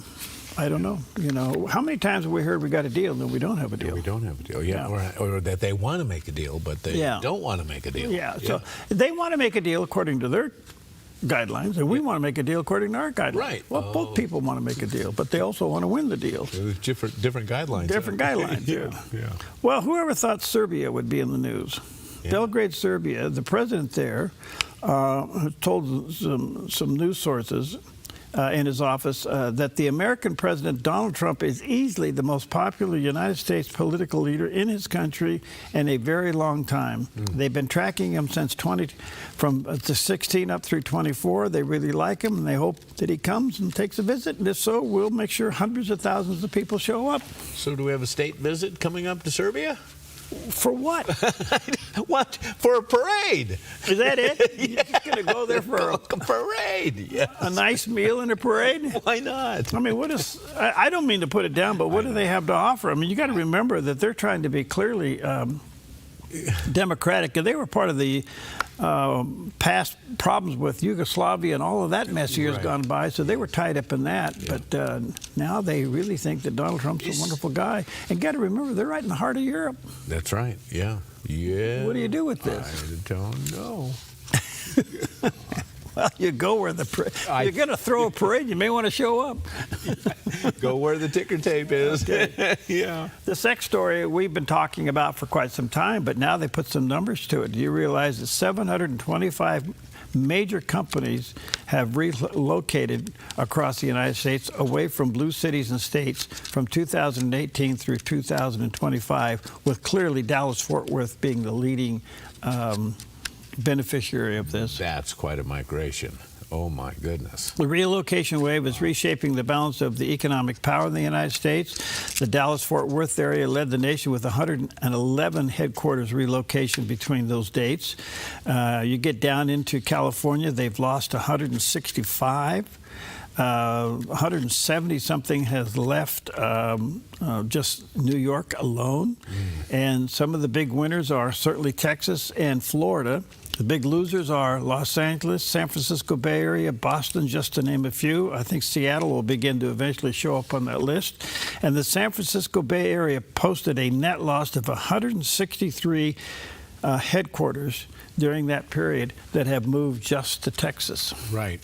Right. Well, crazy numbers. How long will it take the blue state political leaders for this to sink in and for them to realize that it's the policies, their policies, that are creating this? And then one step further, when will it sink in on the voters who elect these blue state politicians? And they realize that what they're doing is actually the impetus of this exit. That's a good question. I think you don't think about it until it happens. Yeah, true. You don't close the barn door until the horse gets out. You know? And when the horse gets out, then you go close the barn door, but the horse is still gone. You know? So I don't know. This is these are big numbers now. One thing about Oregon that we ought to be rejoicing about, the citizens said no to the governor so forcefully that after all of the baloney that went on with the special session, they rose up and did a citizens referendum, and then they followed through with it and passed it in the May primary, when that was also kind of a gerrymandering of the issue from the November back to the May primary. We have one more thing on our ballot coming up, and that is this law that could literally end fishing and hunting. Yes, in this state. That is right. Yes, and that bill's coming up in November. I mean, these are people that are. Let me borrow a phrase from Sarah Huckabee Sanders, who's the governor of Arkansas. All right, so yes, these people are crazy. They're just crazy. I mean, they don't know what it is to run a business. They don't know what it is to live under the restrictions that they force on everybody else. And it's really bad stuff. And so now what's Oregon known for but the outdoors? And the fishing and the hunting. Yes, that's part of our brand here. Okay, you know, and now they want to basically, they're going to jerry-rig this thing to the point where you can't do it. I mean, the bill is so confusing, you know. So I don't know. To your point, when are we going to rise up? Well, let me tell you this, ladies and gentlemen. I want to say this kindly. All right? When we have a 37% turnout in May, it's very likely we'll sleep through November. We may bump that a little bit. But. So this had to go through a petition process, like killing the gas tax, right, to get this fish thing on. So there are citizens out there who are so misguided that they're putting their name on this to stop these activities. I mean, it's I don't get it. It's, well, if Sarah can say it, I can say it. There you go. Well, yeah, they're crazy. Yeah. Well, I mean, what else do you say? Yeah, you can't. That's about it. You know, it's just crazy. All right, those are the top headlines this morning on this hazelnut. Is it hazelnut? Yeah. Hazelnut cake. I'm trying to think. I may have had it and didn't know I had it. Yeah, me too. It probably had a lot of whipped cream on it, and I didn't know it. More whipped cream. Okay, we'll be right back.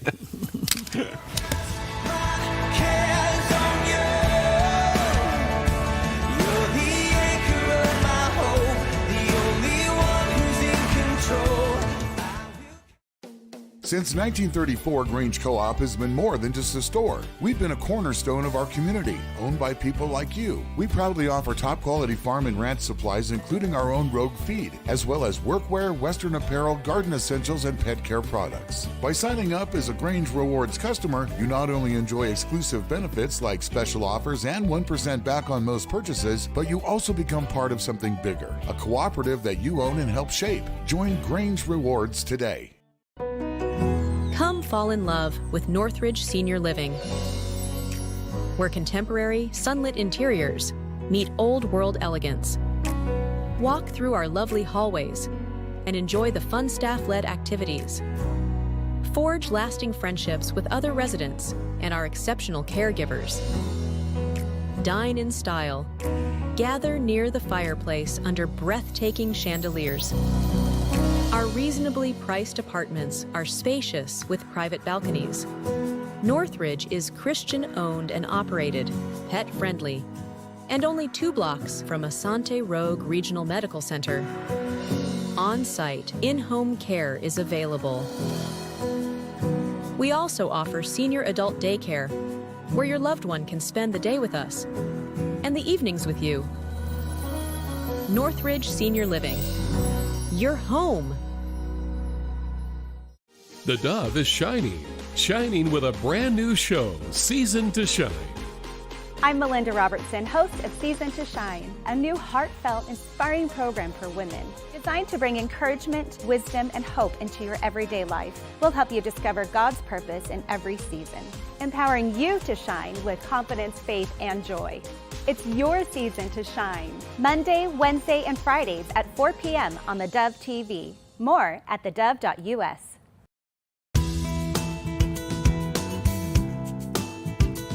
All right, welcome back. 22 minutes past the hour, and sad to report that the final count, and everybody was accounted for with that unbelievable explosion up in Longview, Washington, there at the paper mill, and confirmed now 11 people died as a result of one of their major tanks, chemical tanks, exploded, and was an amazing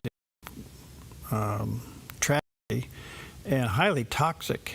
But they apparently now everybody's been accounted for, and 11 people lost their lives in this, and that whole town, as you can imagine, is pretty much shaken to the core. So our thoughts and prayers go out, but that's the final number. At one time when we first reported on this, it was 2. Now it's at 11. So our thoughts and prayers for the families there is, well, going on. All right, let's take a look at Wall Street on this Monday morning, the first day of June, with all the pending headquarters and news headlines and everything else. Thank you, Preston at Smart Lawn. The Dow's off 37, not too bad. The Nasdaq is down 31, and the S&P down for a little over 4.5. So a little red ink the starting of this new day, this new month. Gold's at 44.84, down a little bit. Silver continues to lose a little bit, 74. Look at this. Crude oil is up but down. 87.15. Wow. So let's see what's driving that. But that's a good number. Oh, man. Well, a couple things here before I move on to this New York City thing. I'm reading about this California Assembly has passed the Nick Shirley Act. Have you seen this? They passed this 57-19. Now, why is this important? The Nick Shirley Act will now restrict journalists like Nick Shirley from exposing taxpayer-funded fraud in the state of California. So if you're a journalist in California, if this goes through, because now it's going to go to the Senate, and then if they pass it, it's going to go to Governor Newsom for a signature. And if you're a journalist and you find fraud and waste in California, it is against the law for you to report it. What? You used the term a minute ago, crazy. Well, this is crazy. This is a supermajority. Oh, my goodness. And it most likely will pass. Okay, let's go on to more So what's crazy. the consequences? Of They what? have to prove that he's in there exposing fraud and then catch him and fine him. Yeah.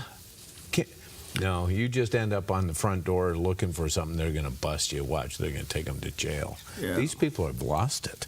Speaking of losing it, with New York City Mayor Mamdani moving to confiscate properties from owners if they are not up to code, a whole new conversation has erupted about housing in New York City, according to Nicole Maliotakis from the House Ways and Means Committee on Fox Business's Varney and Company.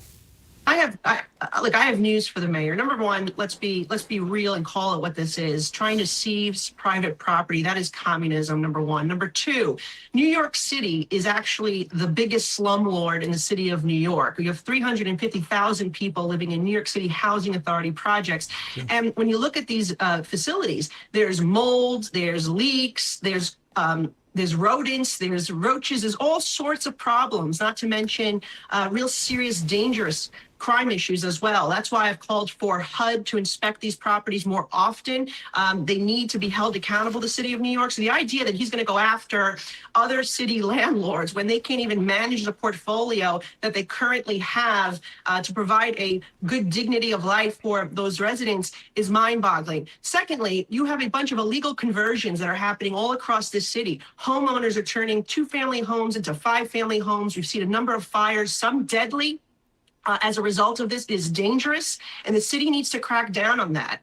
And lastly, we need more affordable housing. Yes, you're discouraging investment, Mr. Mayor. And what I'll also say is we need senior housing, we need housing for our developmentally disabled, not more shelters that the mayor keeps propping up at the cost of $10,000 per unit to house one individual in these homeless shelters. So he has a lot of work to do if he wants to actually build housing stock in this city and clean up the mess that has come under his predecessors. And if he wants to encourage investment, he has to stop with these crazy regulations that make it impossible to be a homeowner or landlord or a property manager in this city.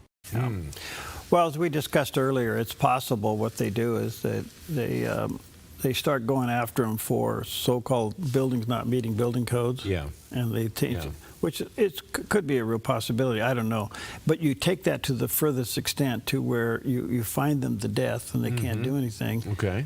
And or you seize the property because of the failure or who knows what. And then all of a sudden you let the squatters take those buildings over. Exactly. Yes. And those squatters, it's impossible to get them out. You can't get them out. You can't get them out. Right. I mean, every rule in the book protects the squatter to be there. So it turns out the city of New York isn't the greatest landlord in the world either. Who's going to hold their feet to the fire?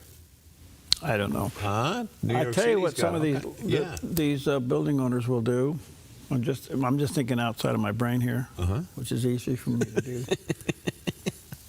Before you go down that road and have the city harass you to death, right, you file bankruptcy. Okay, all right. Okay, and you let the bankruptcy rules, because then you can write off the losses.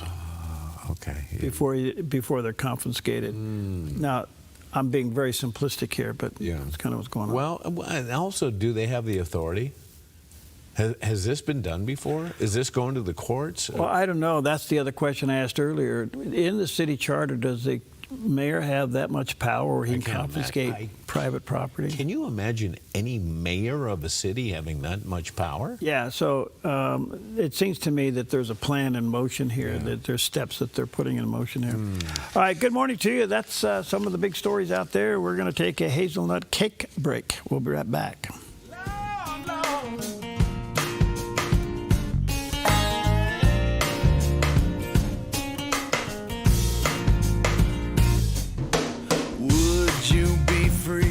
From the burden of sin. Your yard is where life happens, but it can be muddy and hard to maintain. Enjoy a maintenance-free artificial turf lawn all year round with Smart Lawn LLC. No mowing, no fertilizing, no watering. Our synthetic grass is beautiful and resilient. It's certified to be lead-free, and there's no need for pesticides. Safe for your children and pets. Smart Lawn LLC has all your artificial turf and putting green areas covered beautifully. 541-941-3538.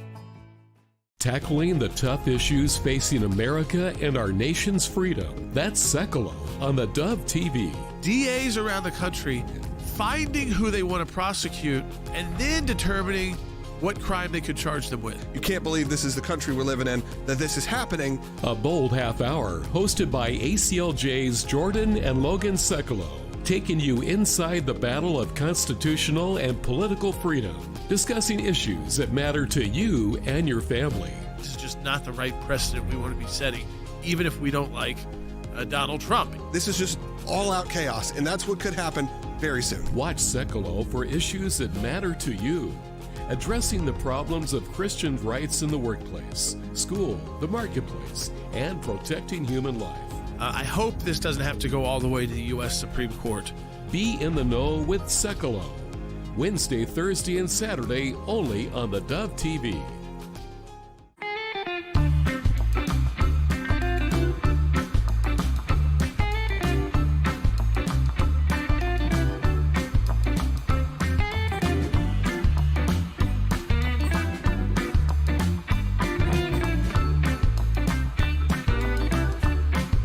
If you don't drive it, donate it. By supporting us, you'll get even more mileage out of it. Thank you from the Dove TV. Okay, welcome back. 1:30 on this Back at It Monday morning, first day of the week, first day of a new month, June 1st. And, of course, the Middle East is the Middle East. We don't have a deal. Doesn't look like we're going to have a deal anytime soon. The president of Iran has resigned. Have no idea what the fallout from that is. Yeah. Is that, is his life in jeopardy now that he's bailing? That was the first thing I wondered, In the meantime, our good friend Chris Mitchell with CBN News has an update because there were strikes. The United States and Iran were firing at each other over at the Straits. In the meantime, Israel still got problems with renewed strikes coming in from Hezbollah in Lebanon. So that's the Middle East. Let's check in with Chris Mitchell and get caught up. Iran and the U.S. exchanging more strikes in recent days. CENTCOM announced it conducted self-defense strikes on Iranian radar and command and control sites after Iran shot down a Predator drone operating over international waters. Kuwait also announced Monday morning it intercepted incoming drone and missile fire. This as President Trump continues efforts to work out a deal that must include Iran opening the Strait of Hormuz, guaranteeing it won't pursue a nuclear weapon, and turning over its enriched uranium. I would rather get a deal because we can open the strait immediately upon signing. The one guarantee that I have to have is that there will be no nuclear weapons. They've agreed to that. The president says he's not in a rush. If you're going to be in a hurry, you're not going to make a good deal. And slowly but surely, we're getting, I think, what we want. And if we don't get what we want, we're going to end it a different way. Secretary of Defense Pete Hegseth says President Trump is keeping the military option open. The Jerusalem Post reporting that Iran's president has submitted his resignation, citing that the Islamic Revolutionary Guard Corps has effectively taken over large portions of the government. This, as CNN reports, Iran is restoring access to a majority of its underground storage sites of ballistic missiles and maintains up to 70% of its mobile launchers. One U.S. official says Iran has exceeded all timelines for this reconstitution. Iranian-born analyst Ali Siadatan says despite its bluster, the regime is failing. So that's what people need to understand, that they like to put on the appearance of strength, that they're very far from falling. But what we're seeing is that they are the weakest they've been in 47 years, fragile and isolated, and economically devastated. Siadatan says President Trump has an historic opportunity. President Trump can be the man that brings down this Iron Curtain and be the Reagan of this generation, or he can be a president like Carter, like Obama, that ended up being more the appeasers and the deal makers, the ones that threw a lifeline and prolonged the suffering of the region, the cycle of war, and the suffering of the people. In Lebanon, for the first time in 26 years, the IDF captured the Beaufort Castle, once a Hezbollah stronghold and an extremely strategic high ground. Prime Minister Benjamin Netanyahu says he plans to expand Israel's control, not only inside Lebanon, but in places previously controlled by Israel's enemies. The capture of Beaufort is a dramatic stage and a dramatic change in the policy we're leading. We've broken the barrier of fear. We're taking the initiative. We're operating on all fronts, in Syria, in Gaza, in Lebanon. We've established security zones beyond our borders to protect our communities. Chris joins us now to continue our coverage. Chris, we're going to talk more about the developments in Lebanon in a moment. First, it sounds like Iran's leadership is in bad shape, reportedly hiding in caves. And what does the resignation of Iran's president tell us about what's happening in the country and where it's headed? Well, it tells us that just as the Iranian president said, the real power is lying with the IRGC and the supreme leader. They're dominating the country. They're leading the negotiations. The presidency there in Iran has been more ceremonial, and the IRGC controls much of the military, security, intelligence, and they control most of the economy. And yet, as our analyst said in our story, the regime presents a tough face to the world, but it's also under enormous pressure. And it reports that, as you said, they're operating from underground locations. One thing our analysts told us is they won't give out weapons to their own people since they think those weapons are going to be turned on them. So they're using foreign militias from Pakistan, Afghanistan, Iraq to control the population. So going forward, it looks like the IRGC is likely to tighten its grip on the country even more. But possibly we might see cracks in the regime because of the implosion of the currency and the economy. Could that lead to defections and even the popular uprising that many have hoped for months now? But as he said, it's the weakest in 47 years. And he also added, how should we pray? Pray as many have prayed for the overthrow of the regime and the freedom for the people of Iran. Axios reports that President Donald Trump wants more concessions on Iran's nuclear program. What is he hoping to get? Well, one thing he wants to get, Ephraim, is more specifics on how the U.S. is going to get that enriched uranium, about 900 pounds of 60% enriched uranium. Also, when? What's the timing of when they're going to get that enriched uranium. And also, he wants to make sure that they can't buy a nuclear weapon, and that's going to be very important. They could get one from maybe Pakistan that does have nuclear weapons, or even North Korea. But will they give up their long-range goals of becoming a nuclear power? Many people believe even if they agree to it in a memorandum of understanding, if they put it on paper, can the regime be trusted? And especially now that the president has resigned, and now what's considered more hardline than the presidency, it would be the IRGC calling the shots. Well, there you go. You got the Iranian Guard under the supreme leader, which is religiously driven. Mm-hmm. Yeah. You're toast here. I mean, Absolutely. You can't make a deal with this group. Yeah. Yeah. So we'll see what happens. But I think now that the president's resignation in Iran is a game changer. Mm-hmm. Yep. So we'll see how it all plays out. All right, good stuff all the way around. Let's check out the weather with Mr. Hazelnut himself. A look at our forecast from Grange Co-op. Today in northern Oregon and southern Washington, sunny and warm with daytime high temperatures in the mid-80s for Vancouver, Portland, and McMinnville, and upper 80s around Wilsonville with temperatures rising tomorrow. Continuing down the Willamette Valley with sunshine and high temperatures in the mid-80s for Salem and Albany and low 80s around Corvallis and Eugene with a light north wind and lows in the mid-50s. Plenty of sunshine today across central Oregon with high temperatures near 75 in Prineville and low 70s in Bend and Sun River. And the nice weather continues over to Boise, Idaho with sunshine and upper 70s. Along the Oregon coast, sunny and breezy for Coos Bay with a high near 70 and Port Orford near 66, sunny in Brookings with a high in the low 60s, and Crescent City, California with a high in the mid-60s. In southern Oregon, sunshine continues across the Rogue Valley and Klamath Basin with afternoon high temperatures in the mid-upper 80s for Grants Pass, Medford, and Ashland, and mid-70s around Klamath Falls. Into northern California with sunny skies and highs in the low 80s around Wairika and low to mid-90s as we move down to Redding and Chico, and sunny and near 60 over in Fort Bragg. In the Bay Area, lots of sunshine for Santa Rosa, Napa, and down through San Jose with daytime high temperatures in the mid-80s, and mostly sunny in low 70s in San Francisco with a light southwest wind. Sunny skies across central California all day from Sacramento through Stockton, Modesto, Fresno, Visalia, and Bakersfield with high temperatures in the low 90s and clear skies tonight with lows in the low 60s. It's a snapshot of your Monday weather from Grange Co-op.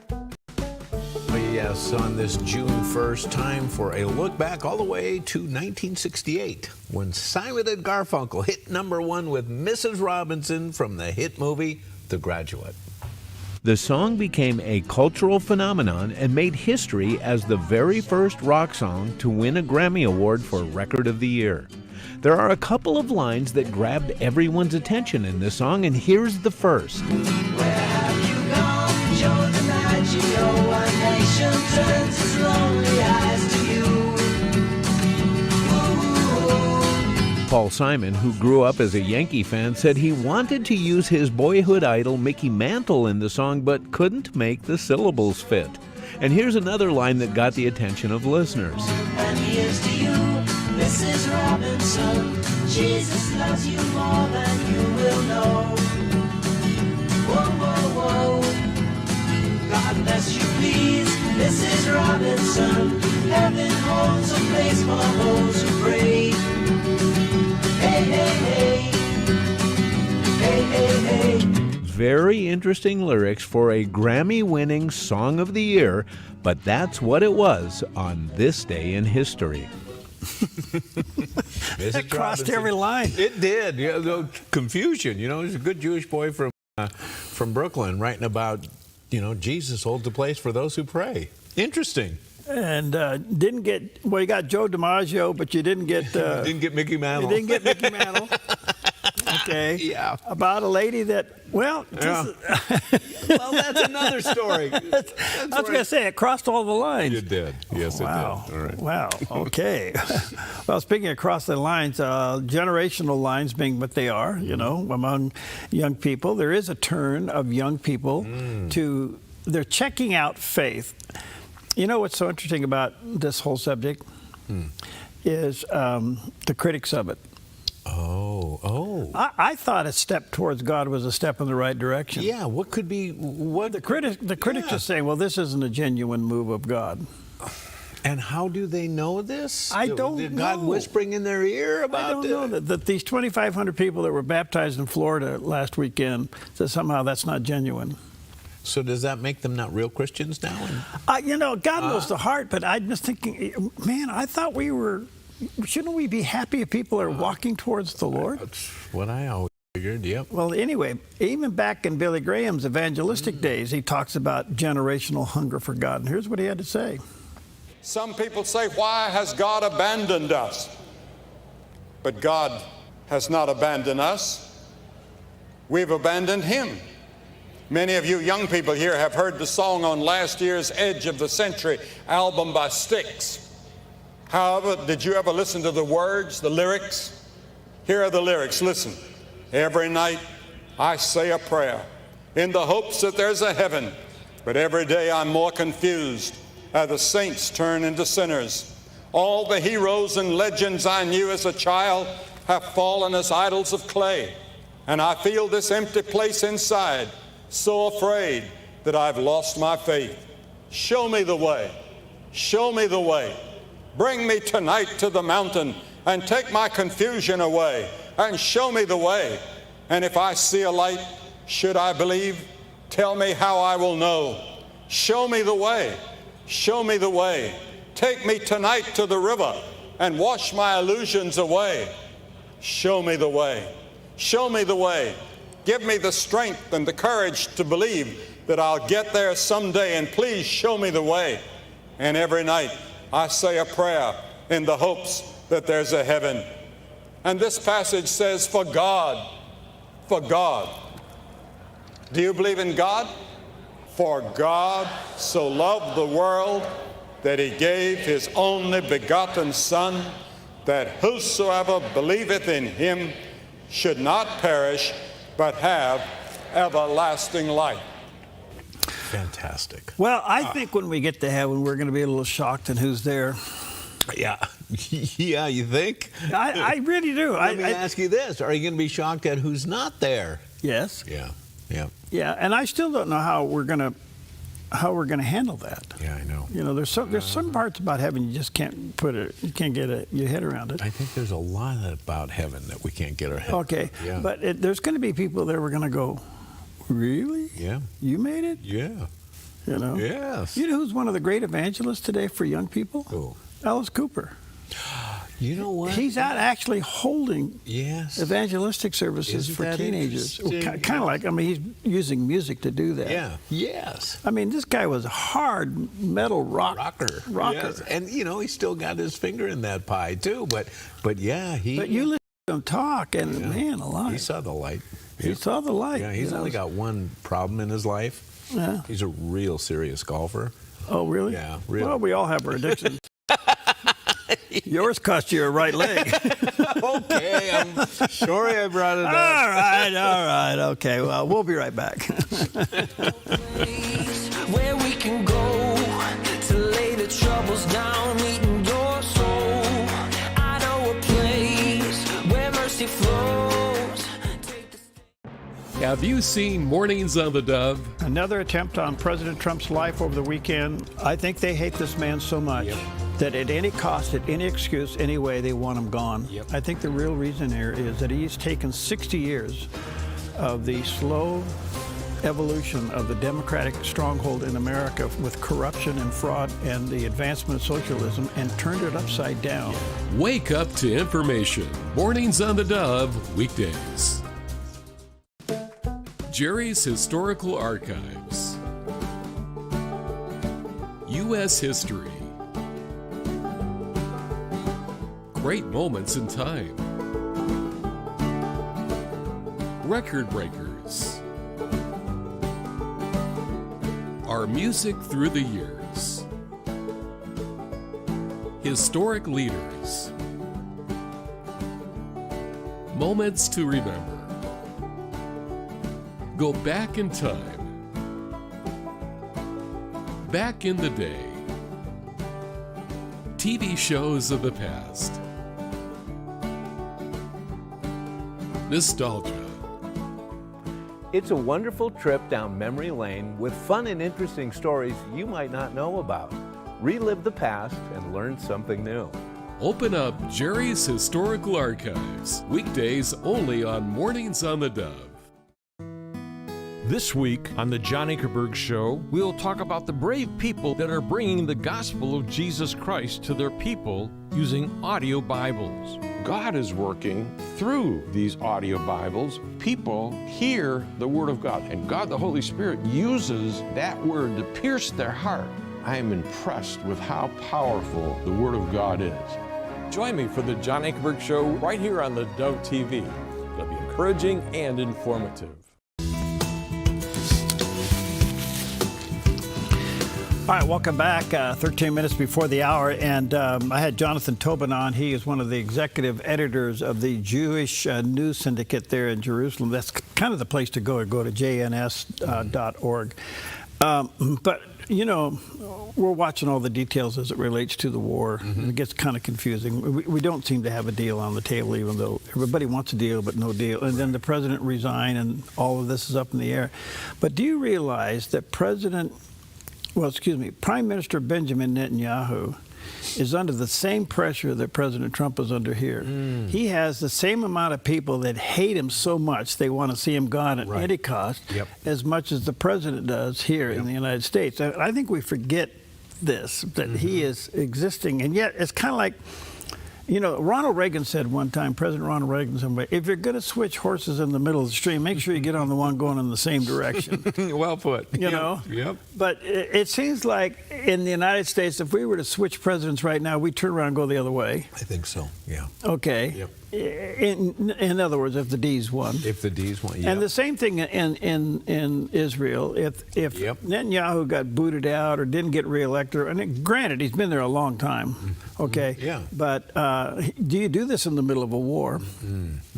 Anyway, so I asked Jonathan Tobin about this. With Hezbollah lobbing missiles in from Lebanon, and you got the war in Iran, what is the status of Prime Minister Benjamin Netanyahu in Israel these days? And here's what he had to say. You know, I think the people are always writing him off. People have been writing, you know, he became a leader of the Likud, believe it or not, 33 years ago. And except for the several years when Sharon was leading the Likud from 99 to 2005, you know, he's been a national leader in Israel, a prime minister longer than anybody else has been prime minister. At some point, he will leave the political scene, but not quite yet. And I think in many ways, you know, people blame him because October 7th, the great disaster, the horrible events of October 7th happened on his watch. He was not solely to blame. Indeed, the military and intelligence establishment is far more to blame than him. But, you know, it did happen on his watch. I would say the war that followed was in some ways his finest moment. And, you know, to the great frustration of his political opponents who really hate him in the way that people hate Trump, to make it understandable for an American audience, they're frustrated by the fact that he just doesn't go away and that, you know, a core of, you know, base of Israelis look to him for leadership. You know, so I honestly think that the worst outcome for him, you know, in the next election is likely a draw, which happened a few times in the late 2010s in 2019 and 2020 when, you know, there was no decisive outcome. And if there is no decisive outcome, he may just hang on as, you know, interim prime minister the way he did during that 2-year period. You know, it's entirely possible to imagine him being defeated. But the coalition that would defeat him hasn't really yet formed. It would be a loose amalgam of sort of liberal and sort of center-left parties. It's not clear to me that they have enough support to get a majority of the Knesset. Yeah. You know, I have a couple questions that come to mind with people who want to unseat Benjamin Netanyahu and put in who and what is their future, especially where they lie geographically with enemies all around them. Have they ever thought past Benjamin Netanyahu and what would be in the future? Okay, that's the interesting part about this, because Jonathan goes on and talks about that the general consensus in Israel is to fight to win in Iran. Okay. Eliminate Hezbollah, eliminate Hamas, and eliminate the Houthis. Yeah. That is a general feeling among the citizenry there in Israel. But you got this nagging part of it that, is just basically same thing we got here. Yeah. They don't have a leader. Does the Democratic Party have a leader now? No. Okay, they're very fractured. Same thing over there. So to his point, it's possible that they can't put together a coalition to take him out, or a draw. Okay. He's up in October. The president's got 2 more years, but our midterm's up in November. So we have the parallels are just almost staggering. Well, let me ask one more question about the Prime Minister. How is his health? Well, he's been fighting prostate cancer, and apparently it's under control. But it's you can tell he's lost a lot of weight. It's taken its toll on him. But he's sharp. He's there. The president came through his physical. The only problem with his physical, he was 5 pounds overweight. Oh, okay. Well, Actually, I'm not saying that right. Okay. He's 5 pounds from being obese. Oh, really? Yes. Oh, no, that's not good news. No. So he needs to lay off the Big Macs. Yeah. Well, I would think. And maybe the double fillet of fish with the extra tartar sauce. That's you. That's not him. That's you. Oh, I'm getting confused. Okay. Oh man. So, but we did see after the president's physical, some on the left are really trying to say that he's in much worse condition than they're admitting to. Oh, yeah, no. Now these are the same people that are defending that other guy that was in there that truly was diminished. Who was having some problems. And speaking of which, what was your thoughts when his wife, Jill Biden, came out and said when she was watching him during the debate, she thought he was having a stroke? Boy, did that backfire. Oh, boy, did it. I don't know. Oh, my goodness. When you watch that debate, they got clips of it where they asked a question. Yeah. And the president's looking at him. And the response was, like, what did he just say? Yes. Which was the proper response. Right. In fact, he even added, he goes, I don't think he knows what he just said. Right. And I thought, okay, so that's when the First Lady thought she was... If that was the case, why didn't they end it? Exactly. Why didn't the doctor run up on the scene and get him? And why, after the debate, why didn't they take him in right away, if that was legitimate? No, they went up to a pancake house and had some kind of a... Right, and then she treated him like a kindergarten and said, Joe, you did so good. Yeah, you answered all the questions. Yeah, they took him to one of his favorite restaurants. It was like a pancake house or something. Holy! Okay. This is just absurd. Anyway. All right, time for something nice. All right. And this is really nice. An 87-year-old DoorDash driver in Washington says a wrong turn may have changed his life forever. Joe Simmons of Vancouver had been delivering food orders to help pay for medication and everyday expenses, despite the job becoming increasingly difficult physically. But during one recent delivery, Simmons accidentally showed up at the wrong house where he met Eliona Dickey. After talking with him, Dickey was surprised to learn the man standing at her door was 87 years old and still working long delivery shifts. Simmons admitted the job had become exhausting and that he had even suffered falls while making deliveries. Touched by his story, Dickey gave him $100 and encouraged him to take the day off. With permission, she put a video online and started a fundraiser hoping to help ease his financial burden. At first, donations trickled in, but soon the people began contributing, eventually raising more than $1,000. Overwhelmed by the kindness of strangers, Simmons believes the accidental reason, and he added, "She's my angel." Beautiful. I love that. What a great story. Yeah. I take with you a great scripture today, taken out of 1 John, right at the end of the Bible. 1 John chapter 1, verse 9. If, did I say if? If. That's conditional, isn't it? Yeah, I think so. And guess who it is? It's on you. If you, confess your sins, he is faithful and just to forgive you of your sins and to cleanse you from all unrighteousness. But it starts with if you will confess. So try it. You'll have a better day if you can get it off your chest. Believe me, things will go a whole lot better for you. Look at that. Warm and dry. Be careful out there, folks.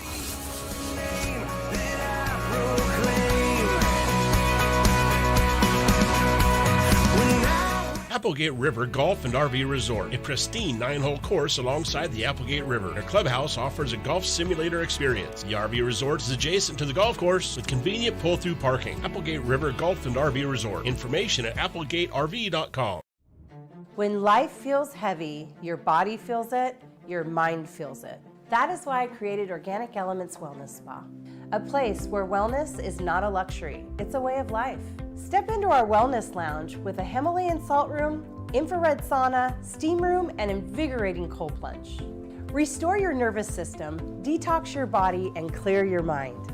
Then experience customized massage, advanced skin therapies, and result-driven facials, all designed to help you look as good as you feel. There's nothing else like this in Southern Oregon. This is your space to heal, to reset, to glow. Call today to book your private wellness party for up to 15 guests or surprise someone special with a gift certificate. Visit Organic Elements Wellness Spa on East Main Street in Medford. Book online at organicelementspa.com. Wellness is wholeness. Voted best of Southern Oregon. The Dove is shining. Shining with a brand new show, Season to Shine. I'm Melinda Robertson, host of Season to Shine, a new heartfelt, inspiring program for women designed to bring encouragement, wisdom, and hope into your everyday life. We'll help you discover God's purpose in every season, empowering you to shine with confidence, faith, and joy. It's your season to shine. Monday, Wednesday, and Fridays at 4 p.m. on the Dove TV. More at thedove.us. Jerry's Historical Archives. U.S. history. Great moments in time. Record breakers. Our music through the years. Historic leaders.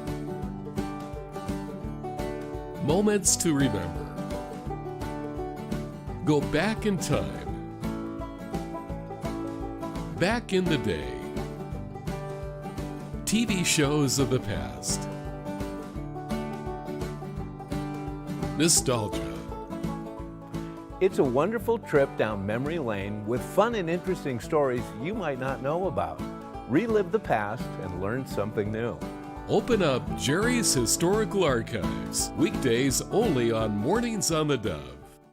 Your watchdog of liberty in the nation's capital. Washington Watch with Tony Perkins. Weeknights on the Dove TV. Encouraging and informative.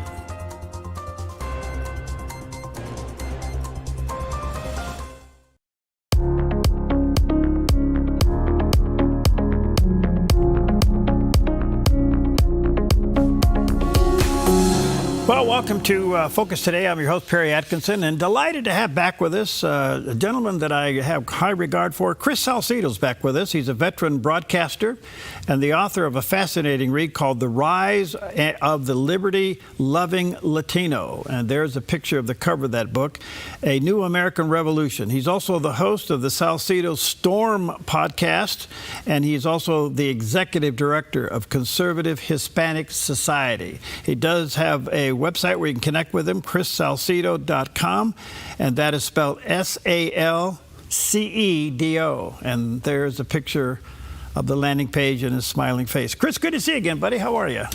Hey, Perry, it's good to be back with you, man. Thank you for the invite. All right. Well, a lot to talk about, short amount of time. What do you think about the outcome of the Texas Senate race where Ken Paxton really came in strong?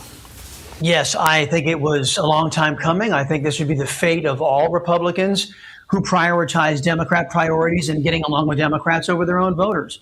John Cornyn had a long, illustrious career of selling conservative principles and, by extension, in my opinion, the country out to left-wing extremists.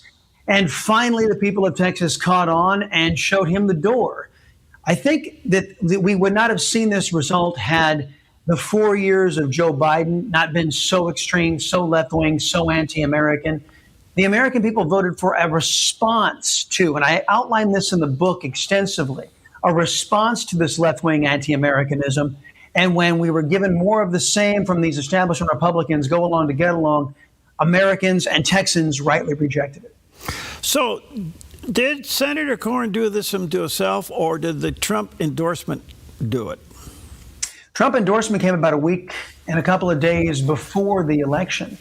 And it was in the runoff. This was a runoff, folks. This wasn't the main primary election. So President Trump was holding his fire, I believe, because he was lied to by Senator John Thune.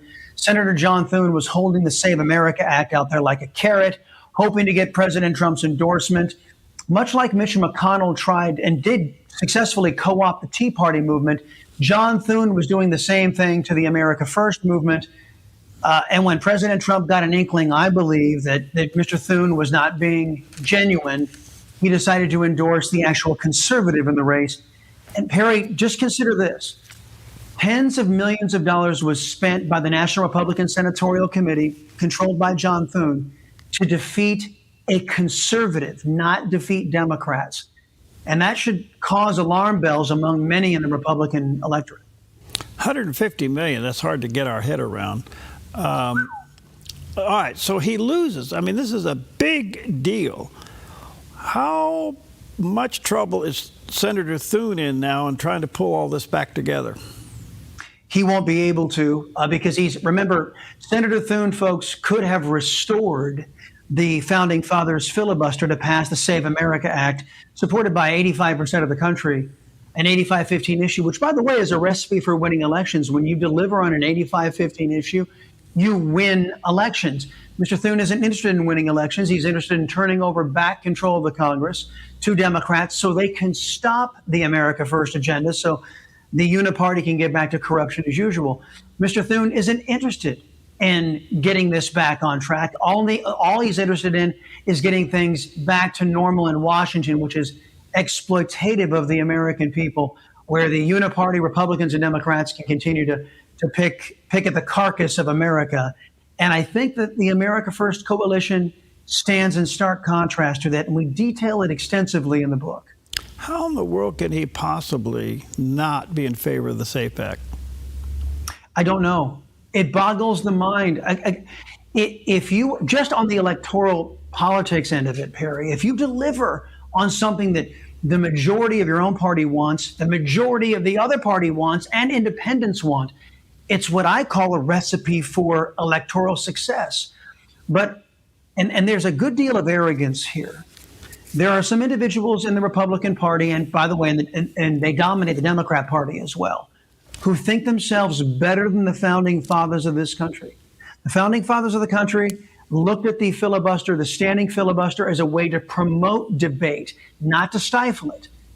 And I think that the senators that Mr. Thune is covering for right now, and there's about 20 of them, according to Mark Meadows, their arrogance is earning them a righteous repudiation from the American people in their own voting base.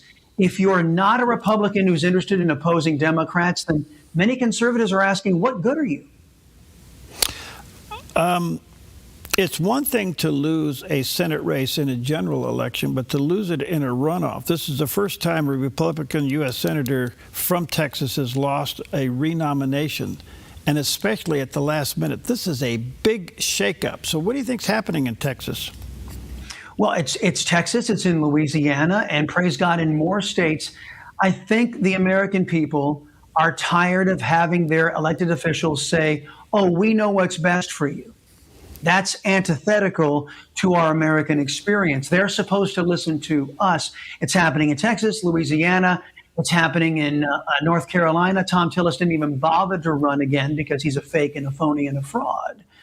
So, and this is probably the lesson of the book. I wrote it in the 2024 election to not only detail how the America First coalition was able to get back in power, but it's turning out the way I wrote the book, Perry, that The Rise of the Liberty-Loving Latino is a treatise on 2026 moving forward, and it's a change of the American mindset that must happen.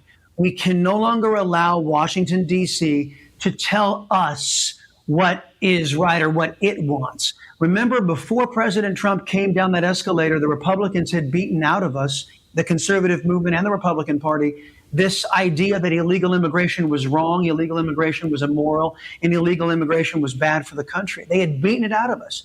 And it took President Trump coming down that escalator saying, no, you're not wrong, and I'm going to listen to you. And I think that's the lesson of the America First agenda. The lesson that I try to put out there in the book is that we Americans have got to get our mind right. We outnumber them in the legislature, and they better start listening to us or they're going to regret it. Where does this leave Ted Cruz? This leaves Ted Cruz running for president. I mean, he's running for president. I have some inside baseball knowledge of that, not from his campaign, but from the other folks. And I think Senator Cruz would love to have a partner in Ken Paxton, another conservative. It'd be the first time it's happened where we had actually two conservative senators representing Texas at the same time. But I do believe that Mr. Cruz is going to make another run at the White House. That's what I'm hearing. In the new Congress coming up after the midterm, does Senator Thune survive? I don't know. I mean, he might be nominated by the Democrats, but the way he is delivered for them, right? If the Republican Party is still in the majority in the Senate, that's a big if. With redistricting, I think that I saw an analysis, Perry, over the weekend that with the redistricting efforts of the Republican Party among most states, you folks in Indiana, sorry, but with most states, you're looking at the Republican Party only having to win about 38% of those toss-ups to keep control over the House. The Senate, they haven't done anything since June of last year. I don't know they can run on that record. We shall see. But if Mr. Thune is, if the Republicans are still in the majority, I think that anybody with Paxton showing up and some other people showing up possibly in the Senate, it all depends on the makeup. He may have a harder go at capturing a leadership position because he's not been a leader this entire time. So is the traditional Republican establishment finally being broken up? I would like to hope so. I would like that the majority of Americans are seeing the managed decline offered by the Democrat Party and the establishment Republicans, and we're rejecting it outright. President Trump's America First agenda has given us something much like that escalator ride. It gave us something else to look at that, wow, it doesn't have to be this way. We don't have to have inefficiencies in government. We don't have to have Barack Obama giving away money, a whole bunch of money to his cronies to fix the reflecting pool. They take the money and they don't fix the reflecting pool. And here comes President Trump doing it at a fraction of a cost. He gets it done. Of course, he's opposed every step of the way. The idea that efficiency in government is somehow a dirty term only to Washington, D.C., it's mainstream now out there among the general population. We just have to assert our will into the Washington, D.C. establishment and get rid of these people who have had, corruption as usual part of their lives for far too long. When Attorney General Ken Paxton won the nomination and his acceptance speech, which was really remarkable, he said something that was stunning. And that was, this proves that this Senate seat belongs to Texas, not Washington, D.C. I wonder if we got that message. I think the people of Texas did. I think the American people got that message. By the way, fun fact, I was standing right behind, if you look at the bleachers behind Ken Paxton, your liberty-loving Latino was there. I was invited by the Paxton campaign to join and what was going to be a watch party turned out to be a victory party. Wow. And I think that message was delivered loud and clear to Washington. We outnumber you. We, the people, are the important thing here, not you folks in Washington. And I think that Ken Paxton, after, as you rightly point out, $150 million establishment dollars, our money, we donated not to defeat conservatives, but to defeat Marxists and socialists. And they used it, guys like Chris LaCivita and FP1 Strategies and John Thune tried to use it to defeat conservatives. And I think at least the American Republican Party base is starting to get the message that they're not serving us up there and we're demanding better. All right. let's go over to Tallarico. I mean, granted, he's way off the reservation, but he also is very attractive to the left. What do you think about him? Harry, you're one of the men I know in media as a man of God, and I fancy myself a devotee to Jesus Christ. And look, let's call a spade a spade. James Tallarico is a heretic. James Tallarico is a fake Christian, a white guy. And the faith community in Texas, which is the majority of Texas, I don't believe they're going to buy what he is selling. His deviancy, his heretical views, his anti-science views. He believes there are 6 genders. I'd like him to name them. I'd like to know which gender he believes himself to be. When it comes to facts, when it comes to empirical data, when it comes to faith, the Democrats, of course, chose somebody who lives in a fantasy land. And of course, Democrats live there, but you and I live in reality. You and I live, praise God, a faith-based life, Perry, along with our fellow Americans. And we don't live in that fantasy world. And I hope I pray the majority of Texans recognize that too. Well, to that point, Chris, I'm really concerned the damage he does to Christianity because he's the perfect candidate for the left to use to nullify the absolutes of Scripture. This guy is twisted and turned to everything. Actually, a seminary student, you kind of go, what class was he sitting in? But as crazy as all this is, the Democrats elected him. Yes. There's a Catholic apologist by the name of Taylor, Marshall Taylor. Taylor Marshall, I should say. Taylor Marshall, I got that backwards. He wrote a book called Infiltration, and it details how the communist world couldn't bring down the Catholic Church from outside. So they sponsored a whole bunch of communist left-wing devotees to infiltrate the Catholic Church on the inside. I think that's what's happened to the Democrat Party, and they're seeking to undo Christianity by putting Marxist-Leninists to redefine Christianity into something that fits their deviant worldview. James Tallarico is the poster child for this, and I think it goes right back to the we outnumber them mentality. I think a lot of Christians are going to have to do some soul searching and ask themselves, are we going to allow leftists and communists for politics' sake to redefine the universal truth that is God, the universal truth that is Jesus Christ? And if you're a Democrat, you're going to answer yes, because that's why you vote for abortionists to represent you. If you're the rest of America, the majority of America, if you live in that little thing we call truth and reality, you're going to answer with a resounding no, and you're not going to allow them to redefine your faith today. Well said. All right, let me take a quick break. Go to Chris's website, chrissalcedo.com, and also check out his book. We're going to come back and talk a little bit about this. It's called The Rise of the Liberty-Loving Latino, and check out his podcast, the Salcedo Storm podcast. There's a picture of the cover of the book. We'll be right back. Buying or selling a home can be stressful. It's one of the biggest decisions you'll make in your lifetime. That's why it's important to work with someone you trust, someone who has the right experience and knowledge of the market. Hi, we're Patrick and Paulina Leiser with Leiser Real Estate Group. And whether you're looking to buy or sell a home, our mission is to take the stress out of the transaction and make it as seamless and rewarding as possible. Contact us today. We look forward to working with you. Looking for ways to reduce the tax burden on your family and create a lasting legacy? You're invited to the Legacy Luncheon hosted by theDove and U715. Join us Tuesday, June 2nd from 12 to 2 at the Dove Studios in Medford for a complimentary lunch and practical workshop. Hear from experts sharing insights to help you make a clear plan with confidence. Enjoy lunch from Sweet Tea Express and Punky's Diner and Pies.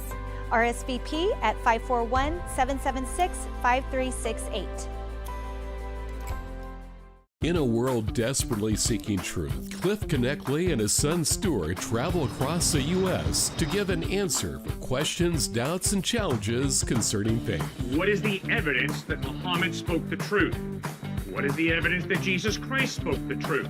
Their mission is to ignite a passion for truth, guide individuals to embrace faith, and help people find purpose. Engaging skeptics. It kind of sounds like then that God punished us. The vast majority of chaos in nature is a direct result of God stepping back. They're driven by a deep commitment for spreading the message of Christ to a world who needs it. But you see, what Satan has done is he's put doubt in our mind. Join them as they strive to make a lasting impact on lives and hearts, sharing the love of Jesus with an unwavering dedication. Because God loves you, and God has given you gifts. Watch Give Me an Answer, weekdays at 3 on the Dove TV.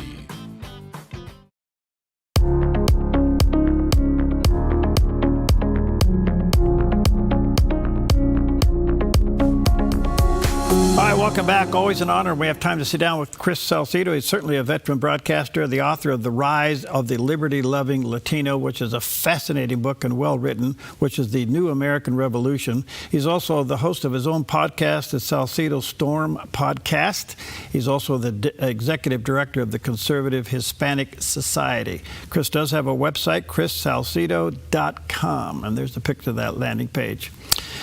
I've been trying to think how to ask this question, Chris. Now that the border's closed, I'd like you to kind of give me a 30,000-foot view of what the Latinos are thinking inside the United States these days. And number two, those that are in here illegally but working hard and want to assimilate, how do we get them out of the shadows to do that?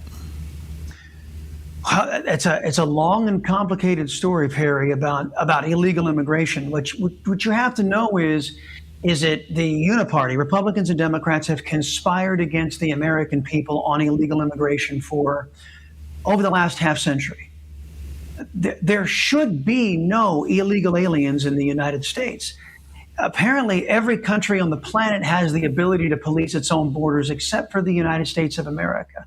Illegal immigration is an intolerable indignity that has been served up by Washington, D.C., and by various administrations against our people. So that's something that the American people have got to know and understand. Before we even start talking about remedies, this is an unnecessary, unprovoked violation of U.S. law at the hands of government. Government did this to us. Mm-hmm. President Trump showed a watching world now across two administrations that the borders can be enforced. Illegal immigration doesn't have to be tolerated. So many Americans should be asking themselves, why do we have to tolerate it? And that's because a bunch of agenda-driven people prioritize their own campaign donations, prioritized other concerns over that of the American people. And illegal immigration is just one example of the Uniparty conspiring against our people. Now, how do we solve it? Well, first thing, we make sure that, and this is something John Thune is not doing, this is something the House of Representatives is not doing, we codify President Trump's law enforcement into law so that the government can no longer betray us on this illegal immigration front. After that is codified and our borders are secure, we have to do, it's a two-pronged approach. We have to stop illegal immigration, and then we have to put some of this technology to work to make sure that we have immigration into the country that is of benefit to our people. And that's what's been missing. We've been told that it's somehow meritorious to bring in individuals into the country to benefit other countries and not our own. No, that's just the opposite. We should have immigration working for the benefit, building the fabric of the United States of America, not being a detriment or bringing it down. So the way we do that is the law. We use the law, and there is no other way to enter the United States other than a lawful process. Mm-hmm. And we, the people, have got to insist on that. Now, many of these people, Perry, in Washington will tell you, well, we can't flood the country with, whatever my special needs are, whether it be corporate America wanting to pay people who look like me a lesser wage, or whether it be Democrats who want to rig elections. They'll tell you we can't get them in here fast enough if we do it the legal process, the legal way and a legal process. To which I say, I don't care. The American people, the American experience is one that is grounded in the rule of law, and it's one we must insist upon. That's a great answer. It's a great answer. back to Senator Cornyn just for a moment. Did his position on the border, did that tank him? It was his position on the border. It was his position on firearms, your right of self-defense. It was his position on Jasmine Crockett, who he called it wasn't a Republican in the House that was his favorite, quote unquote, dance partner. It was a Democrat. That told us all we needed to know. People got word that John Cornyn voted against the border wall, that $1.8 trillion omnibus fake budget. Mm-hmm. He prohibited, not just didn't fund it, he prohibited any money be used for the border wall and then tried to pretend he never took the vote. Ted Cruz voted against it, but John Cornyn voted for it. As a matter of fact, all of Joe Biden's agenda, all of the Democrat Party's agenda, John Cornyn voted for it. And Perry, this is going to shock a lot of your audience. It's probably going to shock you. Do you know who is responsible for James Tallarico? He's a current representative in the Texas State House. Do you know who's responsible for his rising star? Republicans. He now is the Select Committee on Academic Career and Career-Oriented Education. He is the vice chairman of that committee. Tremendous amount of power to veto conservative legislation. Of the Trade, Workforce, and Economic Development, he is the vice chair of that committee. He was put in place by, air quote, Republicans to kill conservative legislation in the Texas State House. It's Republicans like that that earned John Cornyn a slapdown, a historic repudiation. And sadly, the people of Texas have to deal with their Texas House in the future, much, praise God, the same way they dealt with John Cornyn. Does Texas stay red, in your opinion? Yes. Texas stays red. I can't tell you about our political representation. The people of Texas are conservative. The people of Texas are pro-American. The people of Texas are pro-Texan. Now, whether or not their elected officials reflect that and take those principles and make good policy out of them, that's the big question mark. And I would say this not only Texas, but to the rest of the country. If your individuals are not reflecting in government, are not reflecting your will, your sensibilities, your ideas of right and wrong, it's time to get new representatives. Yeah. Before I run out of time, the big picture is you think the Republicans hold the Senate going into the midterm, and if not, if so, what other states are in play here? I think the Senate is held. If you look at the analyses I've been citing in our interview today, I think there's a better chance than just a couple of months ago that the House is held.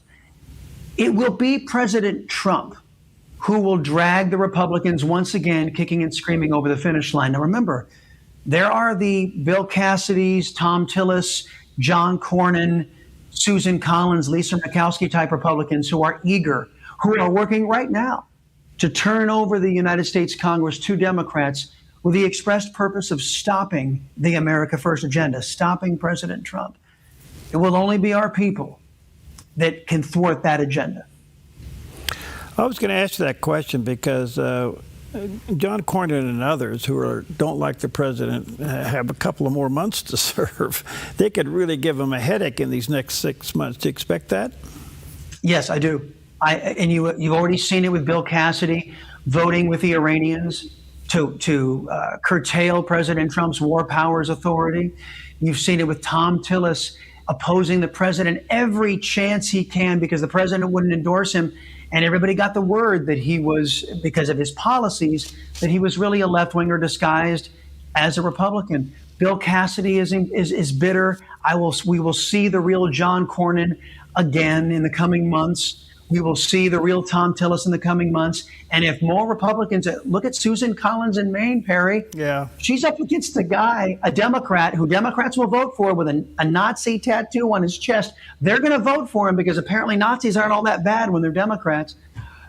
You will see, depending on how many of these other Republicans lose their races, their real ideology come out, and it's decidedly anti-American, and it's decidedly left-wing, and it's decidedly never Trump. And you will see it, sadly, and the American people will at least be validated that they got it right as they start throwing some of these Republicans out of power. Well, what was so interesting is that you saw a president getting involved in a Republican runoff, you know, in a primary. I mean, that's very unusual, and it obviously worked. But he has said he's going to get on Air Force One and do rallies all over the country. He obviously has some races, both in the House and the Senate, tagged that he's going to go to, looks like, don't you think? Yeah. Yes, and he will, and he will. And it would be one thing, Perry, if these Republicans were solidly committed to fulfilling the promise to 77 million Americans who voted for President Trump in the America First agenda. As stated, they have not done anything since June of last year, and particularly in the United States Senate. If they were behaving as Republicans, there wouldn't be this groundswell of opposition to these fake Republicans. If they had been behaving as Republicans, I would tell you, Perry, President Trump wouldn't have been able to swoop in and take control of their party. The reason why these fake Republicans are in such dire straits is because they prioritize. It's how we started our interview, and I detail it in the book, The Rise of the Liberty-Loving Latino. The reason why these Republicans find themselves in trouble is because they prioritize their good Democrat friends over their own voters and their own country. And that's a recipe for disaster for the country and a disaster for them, praise God, electorally.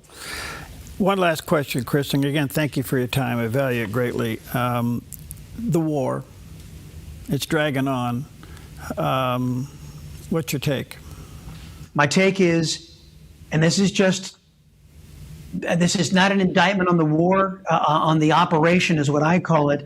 I think that President Trump will go down in history as one of the greatest presidents for confronting a half-century problem that future presidents and Congresses will not have to tackle, and that's a nuclear-armed, belligerent terrorist state, the number one state sponsor of terrorism, Iran. If gas prices are up into the summertime, if we're looking at $5 a gallon gasoline, which was what Joe Biden had done during his occupation of the Oval Office, if that's what we're staring down the barrel of come summer, I think it's going to be a very big political headwind to overcome for Republicans to remain in power. And that's just what the old axiom says. It's the economy, stupid, and it's the economy. Do you think the president understands that this regime is literally unnegotiable and we need to finish the job? I think he does. I think he's giving peace every chance. The brokers in the Middle East who President Trump is going to need, the self-interested parties, the Saudis, Qatar, Bahrain, all these other countries that are in the Middle East, in their backyard, they're going to have to deal with the aftermath of the fall of the Iranian regime. So they're asking him, give us time, give us time, give us time. But his patience is not unending. And I think the American people's patience, not unending. Good. And I think that we're going to start seeing if they can't come to a deal here in the next week or two, I think we're going to start seeing things significantly change. Good to see you, friend. Thank you for your time, brother. Let me say to our viewers and listeners, check out his book, The Rise of the Liberty-Loving Latino, which is the new American Revolution. There's the picture of the cover of the book. It's a fascinating read. Check out his podcast, the Salcido Podcast, where podcasts are heard. And he does have a website, chrissalcido.com. God bless you, brother. Let's stay connected. God's blessings, my friend. Thank you for having me on. Okay.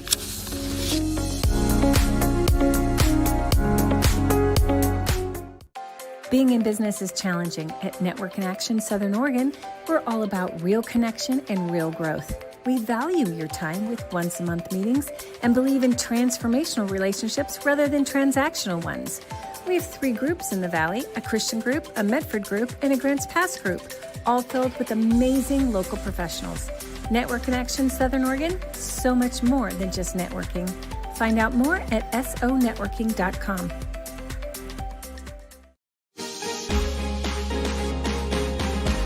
Sometimes we're the hardest on ourselves.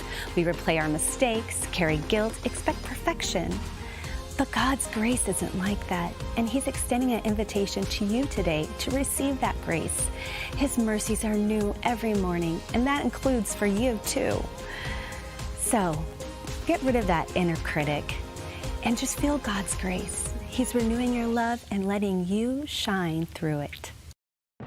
Have you seen Mornings on the Dove? Another attempt on President Trump's life over the weekend. I think they hate this man so much that at any cost, at any excuse, any way, they want him gone. I think the real reason here is that he's taken 60 years of the slow evolution of the Democratic stronghold in America with corruption and fraud and the advancement of socialism and turned it upside down.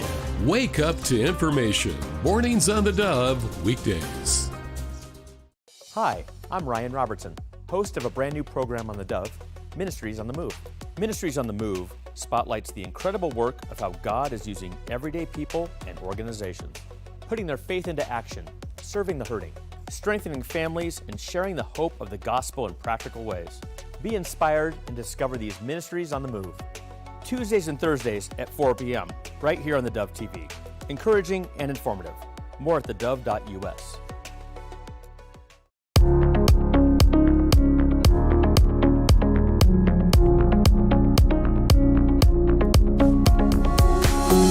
Welcome back, and we talk a lot about young people looking into faith, returning to faith, or investigating faith.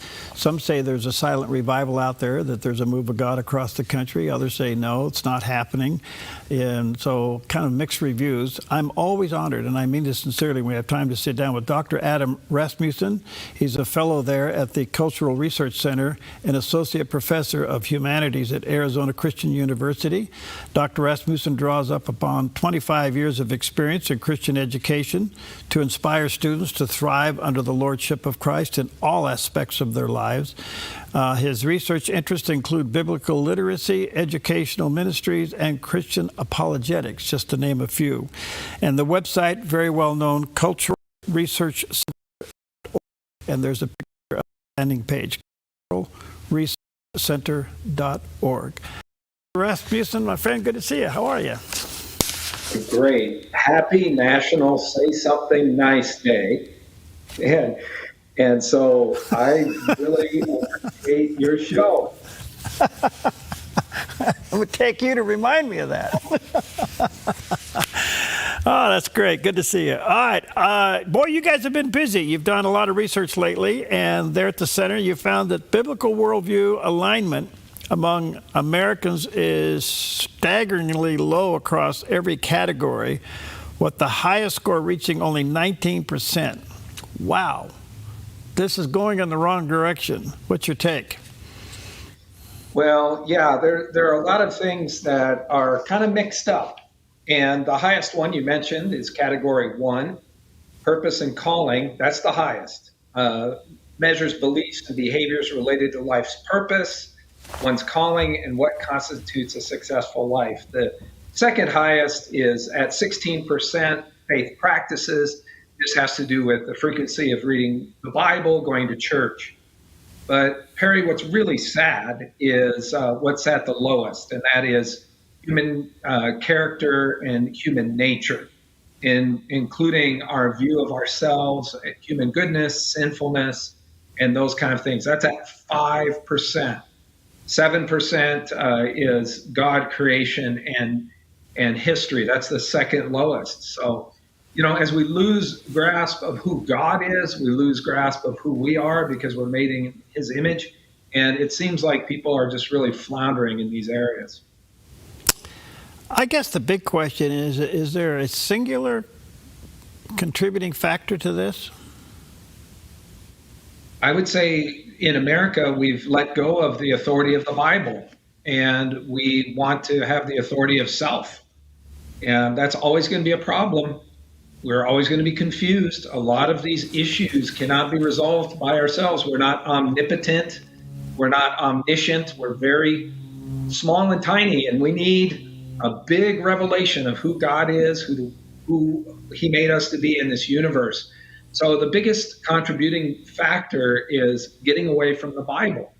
And there are a lot of distractions, a lot of entertainment, a lot of luxury, a lot of time spent really pursuing worthless things compared to our wonderful God and relationships with other Christians. So I would say getting away from just really having the Bible being central in our lives and the main authority is the main reason for this. I'm just like you, kind of my brain's on tilt that family and value of life score was only 5%. That's staggering. Yes, it is. The Family Research Council did a study back in October 2025, and what they did is they compared in just 3 years. What we saw is a downgrade in people's church attendance. These are people that would call themselves Christians. Church attendance, at least once a month, has gone down several points. The viewpoint of people that marriage is defined in the way God says in the Bible, and abortion as being against God's plan, all those numbers went down. So, yeah, the things that we hold near and dear to our heart, you're talking about the next generation. If we don't have strong marriages and families, how are we going to raise strong kids? So there's been a move where young people are investigating faith and coming to the church, but your research shows that they're down around 1 and 4% when it comes to biblical alignment. Gosh, are we failing our jobs here? Yeah, that's a difficult question to ask. I mean, when you look at Gen Zers, and we're seeing them as born 2003, to 2021. Okay, so as soon as they turned 18, we started measuring their belief structure, okay, in 2022. And what we've seen, because we've looked at that study compared to the one we just did it in 2026. In 4 years, among the Gen Zers, there have been some things that have improved, but overall, they're still at only 1 in 100 of Gen Zers have a biblical worldview. 1 in 100. And these are going to be your new moms and dads passing on whatever belief structure they have to their children. And the church needs to put more emphasis in helping young married couples stay married, grow strong in the biblical faith, and pass on that faith to their children. Wow. I'm trying to figure out, well, the demoralization of America has been serious, and it's been going on for quite some time. Has it caused a loss of consciousness, so to speak, of right and wrong? Yes, absolutely. It's just like if you lift weights, you get calluses on the inside of your hand, right? You can get a callus on your heart. The Bible tells us by constantly doing wrong, you can have your conscience seared as it will.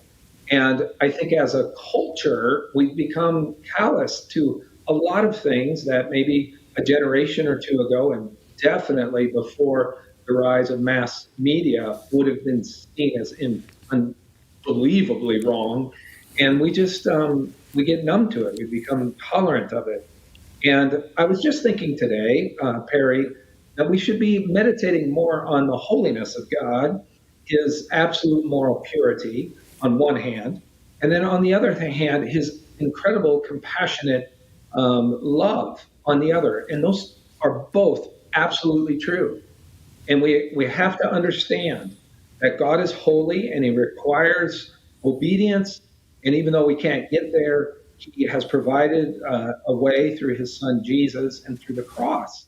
But it doesn't seem like that's part of the American conversation anymore about God or about eternity or about judgment.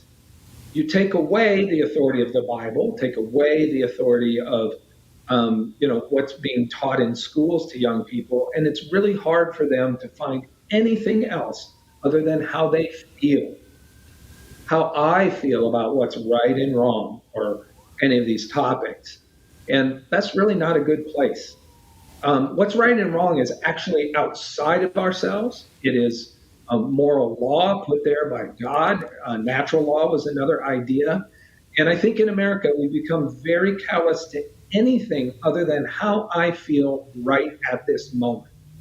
And how you feel is important, but it's it's really not that important in the overall structure of things. We need to have our feelings be led by the facts, and then our actions will follow.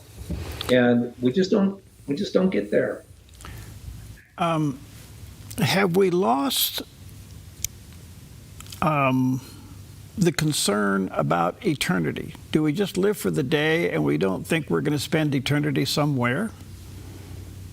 Yes, I believe you're right there, Perry, because people are constantly distracted. It used to be called an information age that we live in right now. I think we would call it more accurately an attention age. Like, what is keeping my attention, or a distraction age, maybe if you look at it that way. And so people are constantly looking for little sound bites, little dopamine hits, and all of these things. And everything that young people are being taught is go with your feelings. What are you feeling right now? And that's the most important thing. So the way I get people to start thinking about eternity is I teach them about the past. So the past is verifiable, historically verifiable, and it's a reality.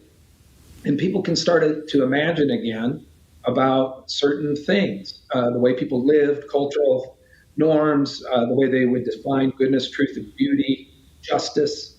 And then all of a sudden, their mind is opened up to something other than right now. They look to the past and they say, that was real. I do believe that. Then you can have them look to the future and to eternity. Doesn't Scripture tell us in Ecclesiastes that the Lord has put eternity in the hearts of all men? So we can start to get them out of their consistent, self-absorbed, emotional reality by looking to the past, and that opens up a way to look at the future as being something very real. And then we move it on to the eternal. And that's why Jesus came. He came to give eternal life. And that should really be the focus of our existence, eternal life in the midst of the here and now. In this, have we lost? I mean, you talked about holiness and compassion. What about the fear of the Lord? Are we not conveying that? No, we're not. The Scripture tells us that the fear of the Lord is the beginning of wisdom, or the beginning of knowledge. And when we can't even in our public discourse or in our public education or in higher education talk about eternal things, moral law, and then God, the Creator, there's just really no way for people to figure out what's right and wrong, because it's just survival of the fittest and some kind of existence out of chaos, and it won't work. So there has to be an integration point, and for most people, their integration point is themselves. And I just think that's massively foolish. Getting back to the theme of the fear of the Lord, or the awe of the Lord, just look in front of the Grand Canyon or look up at the stars that He created, and get yourself outside and off the computer. Look into the eyes of a newborn baby, and have a deep conversation with a friend who thinks differently than you. And you'll begin to see some wonder of God's creation, and then it's very quick to have wonder in the Creator. And that's very important. Beautifully said. Let me take a quick break. Let me say to our viewers and listeners, check out Dr. Rasmussen's website, the Cultural Research Center.org. There's to that landing page, part of the Arizona University Outstanding Organization, ChristianResearchCenter.org. Take a quick break. We'll come right back.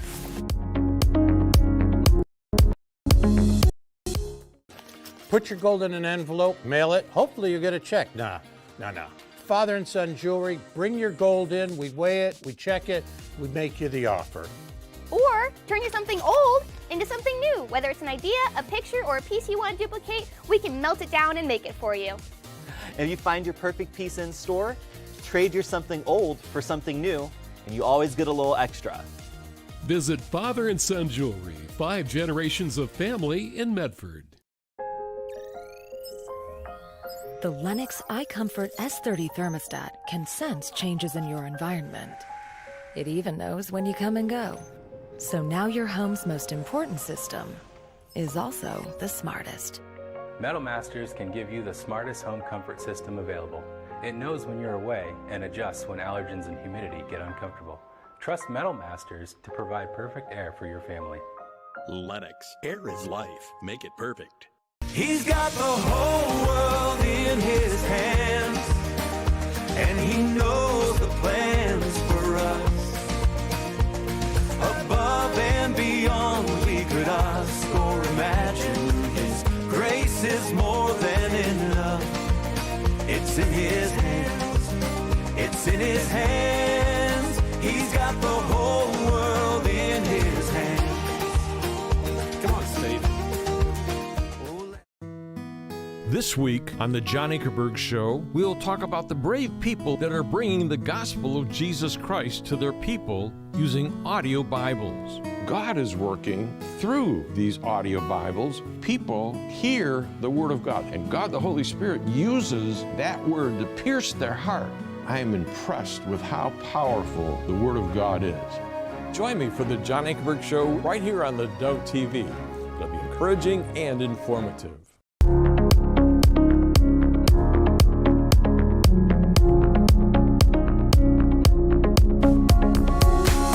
All right, welcome back, and honored to have back with us today Dr. Adam Rasmussen, a fellow there at the Cultural Research Center and associate professor of humanities there at Arizona Christian University. They just finished a recent research, found some biblical worldviews that are, these numbers are really quite discouraging.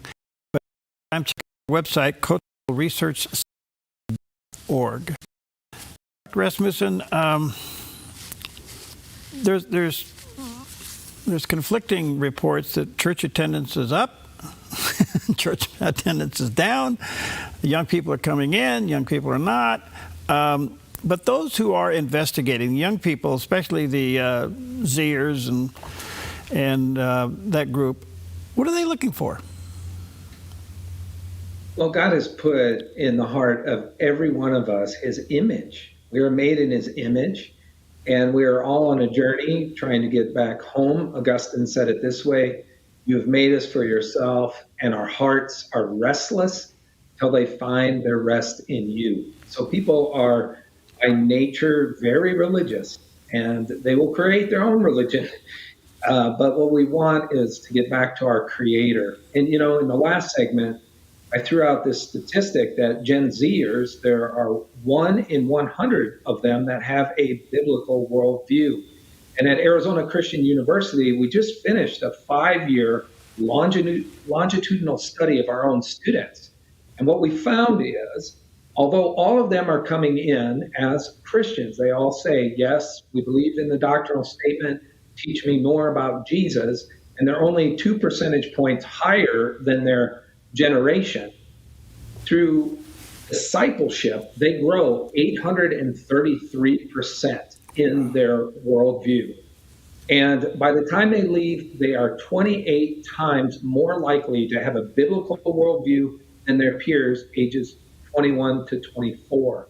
They are also 43% higher than the average Christian pastor in the U.S. So discipleship is something that we can look at, and we can see young people that are hungry to learn about Jesus and the Bible can grow in an amazing amount at this age. And so what we see in this report is that, yes, there is a lot of interest in spiritual things or religious things, but it's not all the kind of growth that we're seeing at ACU, which is distinctly Christian. We see other places where belief in horoscope is up. Belief in socialism and communism is up among this group. So it is a mixed bag, and we have all the details at culturalresearchcenter.com, and you can see all of that there. And I hope you and I can explore some of that. But I kind of wanted to jump to some of the good news about discipleship. If people are serious about having relationships around the Bible, that's the definition, relationships around the Bible, people can grow in their knowledge of God and watch their lives forever transformed. That's what we're seeing at ACU. Are you worried about AI Jesus? Well, I do think people that are into all of the technology and they think that that's the answer, yeah, they're going to be completely distracted, just like virtual Jesus or movie Jesus or whatever you want to say. I think that there can be really good things through AI. I know my research efforts have improved because of search engines and AI things that I can do. But I mean, Perry, I always tell people, whatever you're looking for, that's what you're going to find. Yeah. So the technology, unfortunately, is going to make the rest of culture just continue to be watered down as people yield their mind to something else. But for those that are really locked in to growing in their faith, I think AI can be a good thing. You just have to have knowledge on how to handle it. Right. Like you said before, the fear of the Lord, and have that lead you through your decisions. Do you think the church structure in America overall really enhances discipleship, or do we just go for an hour and a half and go home? What a great question. And I think we really need to look at some structural changes. I am all for the preaching of God's word, and I think that is very important, core and central perhaps, but it is not the only thing. It's definitely necessary, but it's not sufficient. Nowhere in the Bible, nowhere in all of church history have we seen massive growth, revival, discipleship happen from just a sermon. Okay, you have Sunday school, we used to anyway, and then small group meetings and prayer meetings and one-on-one discipleship and personal devotions. And we need to be talking about the word and meditating on the word day and night, as it says in Psalm chapter 1. So whatever church structures we're going at, we need to bring it down to the lowest age, okay? And that's where it needs to start. A lot of times children are ignored in this, young parents are ignored in this. We just want to get people in the church doors, but it needs much more than that. Worldview is important, but worldview for why? For discipleship. And that's what we're supposed to do. I'm trying to figure out, where do we create the hunger in our experience for young people to pursue a life of Christian calling? Well, it comes from the passion of the leader and or leaders. It comes from that life passion. I think it was George Whitefield. Someone said that they came to just watch him be on fire. I mean, that really makes a difference. And when you live that passion out through wealth and poverty, through sickness and health, when you've got that commitment, people will listen. And you know what? I was thinking about this today too, Perry. In Matthew 28, 18 through 20, Jesus said, after he was raised from the dead, all authority in heaven and on earth has been given to me. He didn't say most of the authority or even 1% of the power. Can you imagine having 1% of all power? What would you do? Jesus said, I've got it all. I have all power. What would you do? Here's what Jesus did. He launched a movement. He left it with his church, and he said, go make disciples. And if we aren't distracted and will stay on that, that is his authority. He says, I will be with you till the end of the age. I don't carry any authority. It's the authority of the crucified and risen King of Kings and Lord of Lords that pushes this movement forward. And he said, not even the gates of hell will be able to stop him. Mm-hmm. So if we can stay on point, we should be fine. And discipleship is really simple. It's relationships around the Bible. Make it happen. In your research, Dr. Rasmussen, did the word sin come up?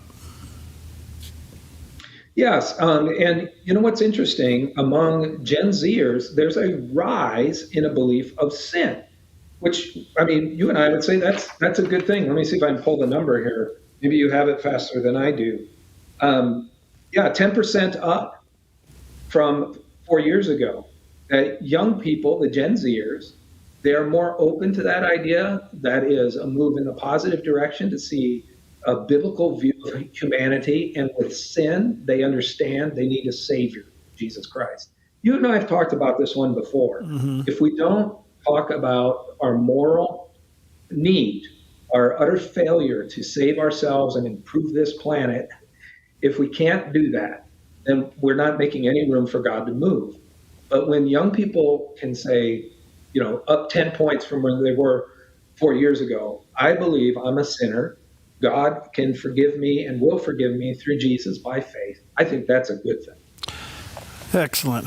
Absolutely fascinating. Let me show our viewers and listeners, go to culturalresearchcenter.org. A lot of the information we're talking about is there. Check the university, University, well known. What's leading? Where are you going with all this information? Well, I'm working with, and we are working with people all over the country. So there's a group in Ohio, another one in Montana. I'm here in Iowa right now visiting family, and I was talking about it. We have this proprietary worldview survey is now launched on our website. Okay. Individuals, schools, groups, and take this survey, pre and post test. Oh. And, I just want to work with K-12 schools that are interested. We have it articulated at 4th grade, 8th grade, 12th grade. And that's what I'm pushing, is just saying individuals that are out there, or church groups. I had a friend in Missouri that he took his small group through it, and they found a couple gaps in worldview, and that kind of directs where they want to study in order to fill in those gaps. I think that's where we go.